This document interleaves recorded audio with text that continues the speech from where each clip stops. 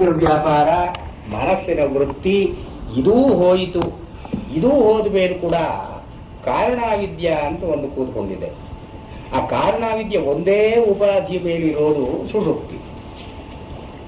ಆದ್ರಿಂದ ಈ ಆತ್ಮನಿಗೆ ಉಪಾಧಿಗಳಿದ್ದಿದ್ದರಿಂದ ಇದು ಜಾಗೃತ, ಇದು ಸ್ವಪ್ನ, ಇದು ಸುಷುಪ್ತಿ ಅಂತ ಹೇಳೋದಕ್ಕೆ ಬರುತ್ತೆ. ಆದ್ರೆ ಆತ್ಮನಲ್ಲೇ ಈ ಮೂರು ಪಾದಗಳಿಲ್ಲ. ಆತ್ಮ ಹೀಗೆ ಪರಿಚ್ಛಿನ್ನನಾಗಿಲ್ಲ. ಈ ಇಷ್ಟು ಭಾಗ ಅವನದು ವಿಶ್ವ, ಇಷ್ಟು ಭಾಗ ಪ್ರಾಜ್ಞ, ಇಷ್ಟು ಭಾಗ ತೈಜಸ ಅಂತ ಆತ್ಮನಲ್ಲಿ ವಿಭಾಗ ಮಾಡೋ ಹಾಗಿಲ್ಲ ನಾವು. ಇದು ಅಮಾತ್ರ ಓಂಕಾರ ಆತ್ಮ ಏವ. ಅಂದರೆ first thing to be sorted ಇದು ಆವು ಮಾ ಅಂತನ್ನೋದು ಓಂಕಾರಕ್ಕೆ ಇದಕ್ಕೆ ಸೇರಿಸಿದ್ರೆ ಓಂಕಾರ ಅಲ್ಲ. ಓಂಕಾರ ಈಸ್ ಬಿಯಾಂಡ್ ದಟ್. ಓಂಕಾರದಲ್ಲಿ ಈ ಮೂರು ಮಾತುಗಳ ಪರಿಚಿತಿ ಇಲ್ಲ. ಅಮಾತ್ರ ಚತುರ್ಥ ಮೂರು ಮೂರು ಮೂರು ಅಂತ ನೋಡಿ ನಮ್ಮ ಬಳಕೆಯಲ್ಲಿ ಇದೆ, ನಮ್ಮ ವ್ಯವಹಾರದಲ್ಲಿ ಇದೆ. ಮನಸ್ಸಿನಿಂದ ಮೂರು ಅಂತ ಪರಿಚ್ಛೇದ ಮಾಡಿದ್ದೀವಿ ನಾವು. ಜಾಗ್ರತ, ಸ್ವಪ್ನ, ಸುಷುಪ್ತಿ. ನಾಲ್ಕನೇ ನಮ್ಮ ಅನುಭವದಲ್ಲಿ ಏನಾದರೂ ಇದೆಯೋ? ನಮ್ಮ ಅನುಭವದಲ್ಲಿ ಯಾವುದು ಇಲ್ಲ. ಜಾಗ್ರತ ಇದೆ, ಸ್ವಪ್ನ ಇದೆ, ಸುಷುಪ್ತಿ ಇದೆ. ನಾಲ್ಕನೇ ನಮ್ಮ ಅನುಭವದಲ್ಲಿ ಇಲ್ಲ. ಆದ್ರೆ ಈ ಆತ್ಮ ಅಂತನವನೇ ನಾಲ್ಕನೇವನು. ಆದ್ರೆ ಮೂರನ್ನ ಬಿಟ್ಟವನು. ಇವಾಗ ಕನ್ನಡದಲ್ಲೂ ಇದೊಂದು ಛಾಯೆ ಬಂದಿದೆ. ನಾವು ಬಳಕೆಯಲ್ಲಿ ಹೇಳ್ಬೇಕಾದ್ರೆ ಮೂರು ಮತ್ತೊಂದು ಅಂತಾರೆ. ಮೂರು ಮತ್ತೊಂದು ನಾಲ್ಕು ಅಂತ ಅಲ್ಲ. ಮೂರು ಮತ್ತೊಂದು ಮೂರಕ್ಕೆ ಯಾವುದು ಚೈತನ್ಯವನ್ನು ಕೊಡುತ್ತೋ ಅದು ನಾಲ್ಕನೇದು. ಸೊ ಮೂರು ಪ್ಲಸ್ ಇನ್ನೊಂದು ಅಂತ ಅಲ್ಲ. ಇದು ಚತುರ್ಥ ಅಂತಂದ್ರೆ ಮೂರನ್ನು ಸೇರಿಸಿ ನಾಲ್ಕನೇದು ಅಂತಲ್ಲ. ಈ ಮೂರಕ್ಕೆ ಯಾವುದು ಆಧಾರವಾಗಿದೆಯೋ ಇದು ಚತುರ್ಥ. ಇಲ್ಲಿ ಚತುರ್ಥ ಅಂತನ್ನೋ ಮಾತಿಗೆ ಮೂರಕ್ಕೆ ಆಧಾರಪ್ರಾಯವಾದದ್ದು ಅಂತನ್ನೋದು. ಮೂರು ಮತ್ತೊಂದು ಇದು ಚತುರ್ಥ. ಅವ್ಯವಹಾರ್ಯ. ಇದನ್ನ ಯಾವ ಅಭಿಧಾನಾಭಿಧೇಯಗಳಿಂದ ನಾವು ಇದನ್ನ ನಡೆಸೋದು ಸಾಧ್ಯ ಇಲ್ಲ. ಇದಕ್ಕೆ ಆತ್ಮನಿಗೆ ಓಂಕಾರವನ್ನು ಹೇಳಿ ಅಂತ ಹೇಳೋದು ಅವ್ಯವಹಾರ್ಯ. ಅದರಲ್ಲಿ ಅಭಿಧೇಯ ಅಭಿಧಾನ ಅಂತ ವಿಂಗಡಣೆ ಇಲ್ಲ. ಆತ್ಮನಿಗೆ ಉಪಾಸನೆ ಅಂತ ಅನ್ನೋದು ಇಲ್ಲ. ಅವನು ಉಪಾಸನೆ ಅಂತ ಒಂದಿದ್ರೆ ಉಪಾಸಕ ಅಂತ ಒಬ್ಬ ಇರಬೇಕು, ಉಪಾಸ್ಯ ಅಂತ ಒಂದಿರಬೇಕು, ಉಪಾಸನಾ ಅಂತ ಒಂದಿರಬೇಕು. ಹೀಗೆ ತ್ರಿಪುಟಿ ಅಂತ ಇರಬೇಕು. ಹಾಗೆ ತಿಳ್ಕೊಳ್ಬೇಕು. ಜ್ಞೇಯವಾದ ಒಂದು ವಸ್ತು ಇದೆ, ಜ್ಞಾತ ತಿಳ್ಕೊಳ್ತಕ್ಕವನಿದ್ದಾನೆ, ತಿಳ್ಕೊಳ್ತಕ್ಕಂಥ ಒಂದು ಪ್ರಾಸೆಸ್ ಇದೆ. ಹೀಗೆ ಜ್ಞಾನ, ಜ್ಞೇಯ, ಜ್ಞಾತೃ, ತ್ರಿಪುಟಿ ಇದೆ. ಹೀಗೆ ತ್ರಿಪುಟಿ ಆತ್ಮನಲ್ಲಿ ಇಲ್ಲ. ಆತ್ಮ ಅಭಿಧೇಯನಾದವನು, ಓಂಕಾರ ಆತ್ಮನಿಗೆ ಅಭಿಧಾನ, ಇದು ಎರಡನ್ನು ಕೂಡಿಸಿ ಮಾಡತಕ್ಕದ್ದು ಉಪಾಸನೆ ಅಂತ ಹೀಗೆ ಎಲ್ಲೂ ಇಲ್ಲ. ಇದು ಅವ್ಯವಹಾರ್ಯ. ಸೊ ಉಪಾಸನೆ ಅಂತನ್ನೋದು ಇಲ್ಲಿ ಶಾಖಾಚಂದ್ರ ನ್ಯಾಯೇನ ಅಂತ ಹೇಳ್ತಾರೆ. ಹಾಗೆ ಮಕ್ಕಳಿಗೆ ಚಂದ್ರನನ್ನು ತೋರಿಸ್ಬೇಕಾದ್ರೆ ಅವರಿಗೆ ಚಂದ್ರನ ಕಲ್ಪನೆಯೇ ಇಲ್ಲದೆ ಇರುವಾಗ ಆ ಮರ ನೋಡು, ಮರದಲ್ಲಿ ಆ ಕೊಂಬೆ ನೋಡು, ಕೊಂಬೆಯ ಮೇಲಿರೋನು ಚಂದ್ರ ಅಂತ ತೋರಿಸ್ತಾರಲ್ಲ. ಒಂದೊಂದನ್ನು ಅಪವಾದ ಮಾಡಿಕೊಂಡು ಬಂದು ಮರ ಚಂದ್ರ ಅಲ್ಲ, ಶಾಖೆ ಅದ್ರ ಕೊಂಬೆ ನೋಡು, ಅದ್ರ ಕೊಂಬೆಯನ್ನೇ ಚಂದ್ರ ಅಂತ ಮೊದಲು ಇಟ್ಕೊಂಡು ಕೊಂಬೆ ಚಂದ್ರ ಅಲ್ಲ, ಅದ್ರ ಮೇಲೆ ಯಾರು ಕೂತ್ಕೊಂಡಿದ್ದಾನೋ ಅವನು ಚಂದ್ರ. ಹೀಗೆ ಶಾಖಾಚಂದ್ರ ನ್ಯಾಯದಿಂದ ಅಕಾರ, ಉಕಾರ, ಮಕಾರ ಇದು ಓಂಕಾರಕ್ಕೆ ದಾರಿ ಮಾಡಿಕೊಟ್ಟು ಅನಂತರದಲ್ಲಿ ಇದನ್ನು ಮೀರಿದ್ದು ಓಂಕಾರ. ಜಾಗ್ರತ್, ಸ್ವಪ್ನ, ಸುಷುಪ್ತಿ ಇಂದ ಮೂರು ಪಾದಗಳನ್ನು ತೋರಿಸಿ ಇದನ್ನು ಮೀರಿದ್ದು ಆತ್ಮ ಅಂತ ಹೇಳೋದ್ರಿಂದ ಇಲ್ಲಿ ಅವ್ಯವಹಾರ್ಯ. ಹೀಗೆ ವ್ಯವಹಾರ ಮಾಡತಕ್ಕದ್ದೂ ಕೂಡ ತಾತ್ವಿಕವಾಗಿ ಇಲ್ಲ. It is not true to the nature of the object. ನಮ್ಮ ಕನ್ವೀನಿಯನ್ಸ್ಗೋಸ್ಕರ ನಾವು ಹೀಗೆ ಮಾಡ್ಕೊಂಡಿದ್ದೀವಿ ಅಷ್ಟೇ ವಿನಃ ಆತ್ಮನಲ್ಲಿ ಉಪಾಸ್ಯ ಉಪಾಸಕ ಅನ್ನೋ ಭೇದ ಇಲ್ಲ.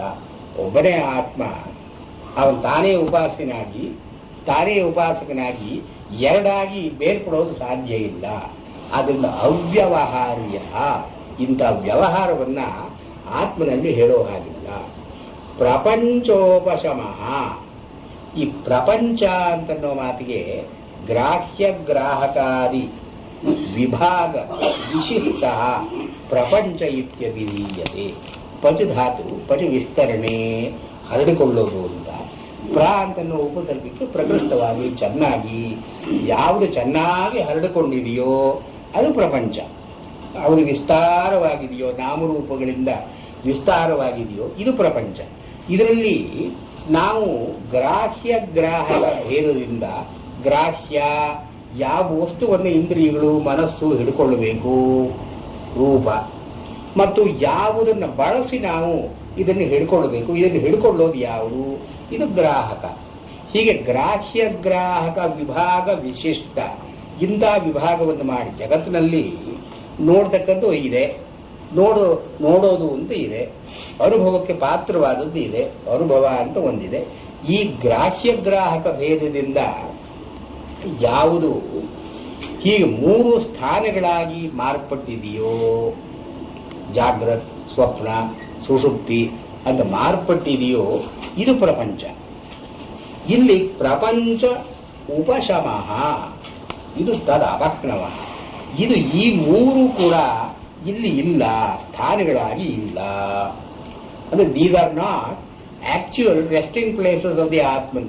ಕೆಲವು ಸಾರ್ತಿ ಜಾಗೃತರಲ್ಲಿ ಇರ್ತಾನೆ, ಆಮೇಲೆ ಸ್ವಪ್ನಕ್ಕೆ ಬರ್ತಾನೆ, ಆಮೇಲೆ ಸುಸುಪ್ತಿಗೆ ಹೀಗೆ ಹೇಳೋದು ಸಾಧ್ಯ ಇಲ್ಲ. ಆದ್ರಿಂದ ಇಲ್ಲಿ ಆತ್ಮನನ್ನ ಇವನು ಉಪಾಸಕ ಓಂಕಾರ, ಈ ಆ ಊ ಮಾಗ್ ಮೀರಿದ್ದು ಓಂಕಾರ ಅಂತ ತಿಳ್ಕೊಳ್ತಾನೋ, ಯಾವಾಗ ತಿಳ್ಕೊಳ್ತಾನೋ, ಈ ಮೂರಕ್ಕೆ ಮೀರಿದ್ದು ಆತ್ಮ ಅಂತ ತಿಳ್ಕೊಂಡಾಗ ಈ ಮೂರಲ್ಲಿರ್ತಕ್ಕಂಥ ಪ್ರಪಂಚ ಉಪಶಮಃ, ಅಲ್ಲಿ ಅಡಗದ ಹಾಗೆ. ಅಂದ್ರೆ it no longer is valid, it ceases to exist. ಆದ್ರಿಂದ ಈ ಮೂರು ಪಾದಗಳಲ್ಲಿರತಕ್ಕಂಥ ವ್ಯವಹಾರ ಅಲ್ಲಿಗೆ ಮುಗಿಯಿತು. ಅವ್ಯವಹಾರ್ಯ ಪ್ರಪಂಚ ಉಪಶಮ, ಇಡೀ ಪ್ರಪಂಚ ಎಲ್ಲ ಈ ಮೂರರಲ್ಲೇ ಇರೋದು. ಜಾಗ್ರತ್, ಸ್ವಪ್ನ, ಸುಷುಪ್ತಿ, ಇದರಲ್ಲೇ ಪ್ರಪಂಚ ಎಲ್ಲ ಇರೋದು. ಇದೇ ಆತ್ಮ ಹೊರಗೆ ಹರಡಿಕೊಳ್ಳೋದು. ಇದು ಹರಡಿಕೊಳ್ಳೋದು ನಿಂತ ಹಾಗೆ ಪ್ರಪಂಚ ಉಪಶಮ. ಶಿವ ಅಂತನ್ನೋ ಮಾತಿಗೆ ಮಂಗಳ. ಈ ಬಂಧನದಿಂದ ಯಾವುದು ಬಿಡಿಸುತ್ತೋ ಅದು ಶಿವ, ಮಂಗಳ, ಜ್ಞಾನರೂಪಿಯಾದದ್ದು ಶಿವ. ಅದ್ವೈತ, ಇಲ್ಲಿ ನಾನಾತ್ವ ಅಂತ ಇಲ್ಲ, ನಾನಾತ್ವ ಅಂತ ಎಲ್ಲಿಲ್ಲ, ಅದು ಅದ್ವೈತ ಅಂತ ಕರೆದಿದ್ದ. ಅದ್ವೈತ ಏವಂ ಓಂಕಾರ ಆತ್ಮ ಏವ. ಈ ರೀತಿಯಾಗಿ ಓಂಕಾರವನ್ನು ಉಪಾಸನೆ ಮಾಡಿದವನು ಆತ್ಮ ಈ ಒಂದು ವರ್ಣನೆಗೆ, ಈ ಒಂದು ನಿರ್ದೇಶನಕ್ಕೆ ಸರಿಯಾದವನು ಅಂತ ತಿಳ್ಕೊಳ್ತಾನೆ.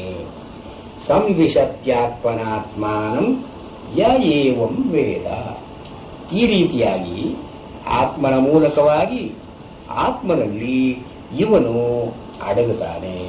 ಅಂದ್ರೆ ಹಿ ಫೈಂಡ್ಸ್ ಹಿಸ್ ರೆಸ್ಟಿಂಗ್ ಪ್ಲೇಸ್. ಕೂರ್ನಾರಾಯಣಜಿಯರು, ಮಧ್ವಾಚಾರ್ಯರು ಇಲ್ಲಿ ಆತ್ಮನ, ಆತ್ಮನಿ ಸಂವಿಶತಿ ಅಂತನ್ನೋ ಮಾತಿಗೆ ಆತ್ಮನ, ಪರಮಾತ್ಮನ ತತ್ಪ್ರಸಾದೇನ ಆತ್ಮನಿ ಸಂವಿಶತಿ ಅಂತ ಒಂದು ಅಲ್ಲಿ ಒಂದು ದಯಾ ಪಾತ್ರವನ್ನ ಅಲ್ಲಿ ಸೇರಿಸ್ತಾರೆ. ಆತ್ಮನ ಅಂದ್ರೆ ಅವನ ಕರುಣೆಯಿಂದ ಈ ಆತ್ಮನಲ್ಲಿ ಇವನು ಸಂವಿಶತಿ ಪ್ರವೇಶ ಮಾಡ್ತಾನೆ. ಅತ್ರೈತೆ ಶ್ಲೋಕ ಭವಂತಿ. ಕಡೆಯಲ್ಲಿ ಪರಿಸಮಾಪ್ತಿಯ ಶ್ಲೋಕಗಳಾಗಿ ಹೇಳ್ತಾರೆ. ಇದನ್ನ ಪ್ರಣವಕಾರಿಕೆಗಳು ಅಂತ ಕರೆಯೋದು ಉಂಟು. ವಾಡಿಕೆಯಲ್ಲಿ ಪ್ರಣವಕಾರಿಕೆಗಳು ಅಂತ ಕರೀತಾರೆ. ಓಂಕಾರಂ ಪಾದಶೋ ವಿದ್ಯಾತ್ ಪಾದ ಮಾತ್ರ ನ ಸಂಶಯ. ಓಂಕಾರ ಪಾದಶೋ ಜ್ಞಾತ್ವಾ ನ ಕಿಂಚಿದಪಿ ಚಿಂತಯೇತ್. ಓಂಕಾರಂ ಪಾದಶಃ ವಿದ್ಯಾತ್. ಓಂಕಾರವನ್ನ ಪಾದಗಳಲ್ಲಿ ತಿಳ್ಕೊಳ್ಳಬೇಕು. ಓಂಕಾರ ಇರೋದು ಮಾತ್ರೆಗಳಲ್ಲಿ, ಇಲ್ಲಿವರೆಗೆ ಮಾತ್ರೆ, ಓಂಕಾರಕ್ಕಿರೋದು ಮಾತ್ರೆಗಳು, ಅಕಾರ ಉಕಾರ ಮಕಾರ ಮಾತ್ರೆಗಳು. ಆದರೆ ಕಾರಿಕೆ ಏನು ಹೇಳ್ತಾ ಇದೆ ಇಲ್ಲಿ, ಓಂಕಾರವನ್ನ ಪಾದಗಳಲ್ಲಿ ತಿಳ್ಕೊಳ್ಳಿ. ಪಾದಗಳು ಅಂದ್ರೆ ಏನೋ ವಿಶ್ವಾದಯ ಪ್ರಾಜ್ಞ. ಈ ಓಂಕಾರವನ್ನ ಈ ಪಾದಗಳ ದೃಷ್ಟಿ ಗಣನೆಯಲ್ಲಿ ನೀವು ಅರ್ಥ ಮಾಡಿಕೊಳ್ಳಿ. ಓಂಕಾರಂ ಪಾದಶೋ ವಿದ್ಯಾತ್. ಅಂದ್ರೆ ಇಲ್ಲಿ ಅಭೂತ ಪರಿಕಲ್ಪ ಅಂತ ಅನ್ನೋದು ಒಂದು ಮಹಾಯಾನದಲ್ಲಿ ಅಭೂತ ಪರಿಕಲ್ಪ ವಾಸ್ತವವಾಗಿ ಇದೆ. ವಾಸ್ತವವಾಗಿ ಇರೋದನ್ನ ನಾವು ಕಾಣಬೇಕಾದರೆ ಇಲ್ಲದೇ ಇರೋದನ್ನ ಒಂದು ಕಲ್ಪನೆ ಮಾಡಿಕೊಂಡು ಅದರ ಮೂಲಕವಾಗಿ ಯಾವುದು ತಟದ ಯಾವುದು ಇದೆಯೋ ಅದನ್ನು ನಾವು ಅರ್ಥ ಮಾಡಿಕೊಳ್ಬೇಕು. ಹೀಗೆ ಇಲ್ಲದೇ ಇರೋದನ್ನ ಕಲ್ಪನೆ ಮಾಡಿಕೊಂಡು ಆ ಕಲ್ಪನೆಯನ್ನ ಅಪವಾದ ಮಾಡಿ ಉಳಿಯೋದು ಅದು ಅಂತ ಶೇಷ ನ್ಯಾಯದಿಂದ ಅದನ್ನು ಮಾಡಬೇಕಾದ್ದು. ಹೀಗೆ ಓಂಕಾರಂ ಪಾದಶೋ ವಿದ್ಯಾತ್, ಈ ಓಂಕಾರದಲ್ಲಿ ಮಾತೃಗಳು ಅಂತ ನಾವೇನು ಹೇಳಿದ್ವು ಇದು ಆ ಜಾಗ್ರತ್ ಸ್ವಪ್ನ ಸುಷುಪ್ತಿಗಳಿಗೆ ಸರಿ ಹೋಗುತ್ತೆ. ಸಾಮಾನ್ಯ ಅಂತ ಒಂದಿದೆ, ಅಕಾರ ಸಾಮ್ಯ, ಉಕಾರ ಸಾಮ್ಯ, ಮಕಾರ ಸಾಮ್ಯ, ಒಂದೊಂದಕ್ಕೂ ಎರಡೆರಡು ಹೇಳಿದ್ರಲ್ಲ. ಅಕಾರ ಅಲ್ಲಿ ಆದಿ, ಇಲ್ಲಿ ಉತ್ಕರ್ಷ, ಇಲ್ಲಿ ಮಿತಿ ಅಥವಾ ಮಾನ ಅಂತ ಹೇಳಿದ್ರಲ್ಲ. ಇದು ಓಂಕಾರಂ ಪಾದಶೋ ವಿದ್ಯಾತ್, ಓಂಕಾರದಲ್ಲಿ ಪಾದಗಳನ್ನ ನಾವು ತಿಳ್ಕೊಳ್ಬೇಕು. ನ ಮಾತ್ರತಃ ಪಾದ ಮಾತ್ರ ನ ಸಂಶಯ, ಪಾದಗಳು ಮಾತ್ರೆಗಳೇ, ಇದರಲ್ಲಿ ಏನು ಸಂಶಯ ಇಲ್ಲ. ಯಾವುದನ್ನ ಈ ವಿಶ್ವಾತೈಜಸ ಪ್ರಾಜ್ಞಾ ಅಂತ ಹೇಳಿದವೋ ಇದು ಮಾತ್ರೆಗಳೇ ಹೊರತು ಬೇರೆ ಅಲ್ಲ. ಈ ಅಕಾರಂ ಇಲ್ಲಿ ಓಂಕಾರಂ ಪಾದಶೋ ವಿದ್ಯಾತ್, ಬೆಲ್ ಮಾಡಿಬಿಡಿ, ಬೆಲ್ ಮಾಡಿ. ಓಂಕಾರಂ ಪಾದಶೋ, ಇಲ್ಲಿ ಪಾದಾಹ ಮಾತ್ರ ನ ಸಂಶಯ. ಇಲ್ಲಿ ಕೆಲವರು ವ್ಯಾಖ್ಯಾನಕಾರರು ಏನು ಹೇಳ್ತಾರೆ, ಪಾದಾಹ ಮಾತ್ರಾಹ ಮಾತ್ರಾಹ ಪಾದಾಹ ಅತ್ರ ನ ಸಂಶಯ ಬರ್ತದೆ. ಪಾದಗಳೇ ಮಾತ್ರೆಗಳು, ಮಾತ್ರೆಗಳೇ ಪಾದಗಳು, ಅದರಲ್ಲಿ ಏನು ಏನು ಸಂಶಯ ಇಲ್ಲ. ಅಂದ್ರೆ ಏನು ಇಂಟರ್ಚೇಂಜಬಲ್ ಅಂತ ಅರ್ಥದಲ್ಲಿ ಹೇಳ್ತಾರೆ. ಪಾದಗಳು ಮಾತ್ರೆಗಳು ಅಂತ ಟೆಕ್ಸ್ಟ್ ಅಲ್ಲಿ ಇರೋದು ಪಾದಾಹ ಮಾತ್ರಾಹ ನ ಸಂಶಯ. ಇವರು ಒಂದು ಹೆಜ್ಜೆ ಮುಂದಕ್ಕೆ ಹೋಗ್ತಾರೆ. ಮುಂದಕ್ಕೆ ಹೋಗಿ ಮಾತ್ರಾಹ ಪಾದಾಹ ಅಪಿ, ಪಾದಗಳೇ ಮಾತ್ರೆಗಳು, ಮಾತ್ರೆಗಳೇ ಪಾದಗಳು, ಅತ್ರ ನ ಸಂಶಯ, ಇನ್ನೇನು ಸಂಶಯ ಇಲ್ಲ. ಹಾಗೆ ಹೇಳಿದ್ರೆ ಓಂಕಾರ ಪಾದಶೋ ವಿದ್ಯಾತ್ ಅಂತ ಯಾಕೆ ಹೇಳಿದ್ರು? ಓಂಕಾರ ಮಾತ್ರದಹ ವಿದ್ಯಾತ್ ಅಂತ ಹೇಳಬಹುದಾಗಿತ್ತು. ಓಂಕಾರವನ್ನ ಮಾತ್ರೆಗಳಲ್ಲಿ ನೀವು ತಿಳ್ಕೊಳ್ಳಿ, ಇದು ಸಹಜವಾಗ್ತಾ ಇತ್ತು, ಟೆಕ್ಸ್ಟಿಗೆ ಸಹಜವಾಗ್ತಾ ಇತ್ತು.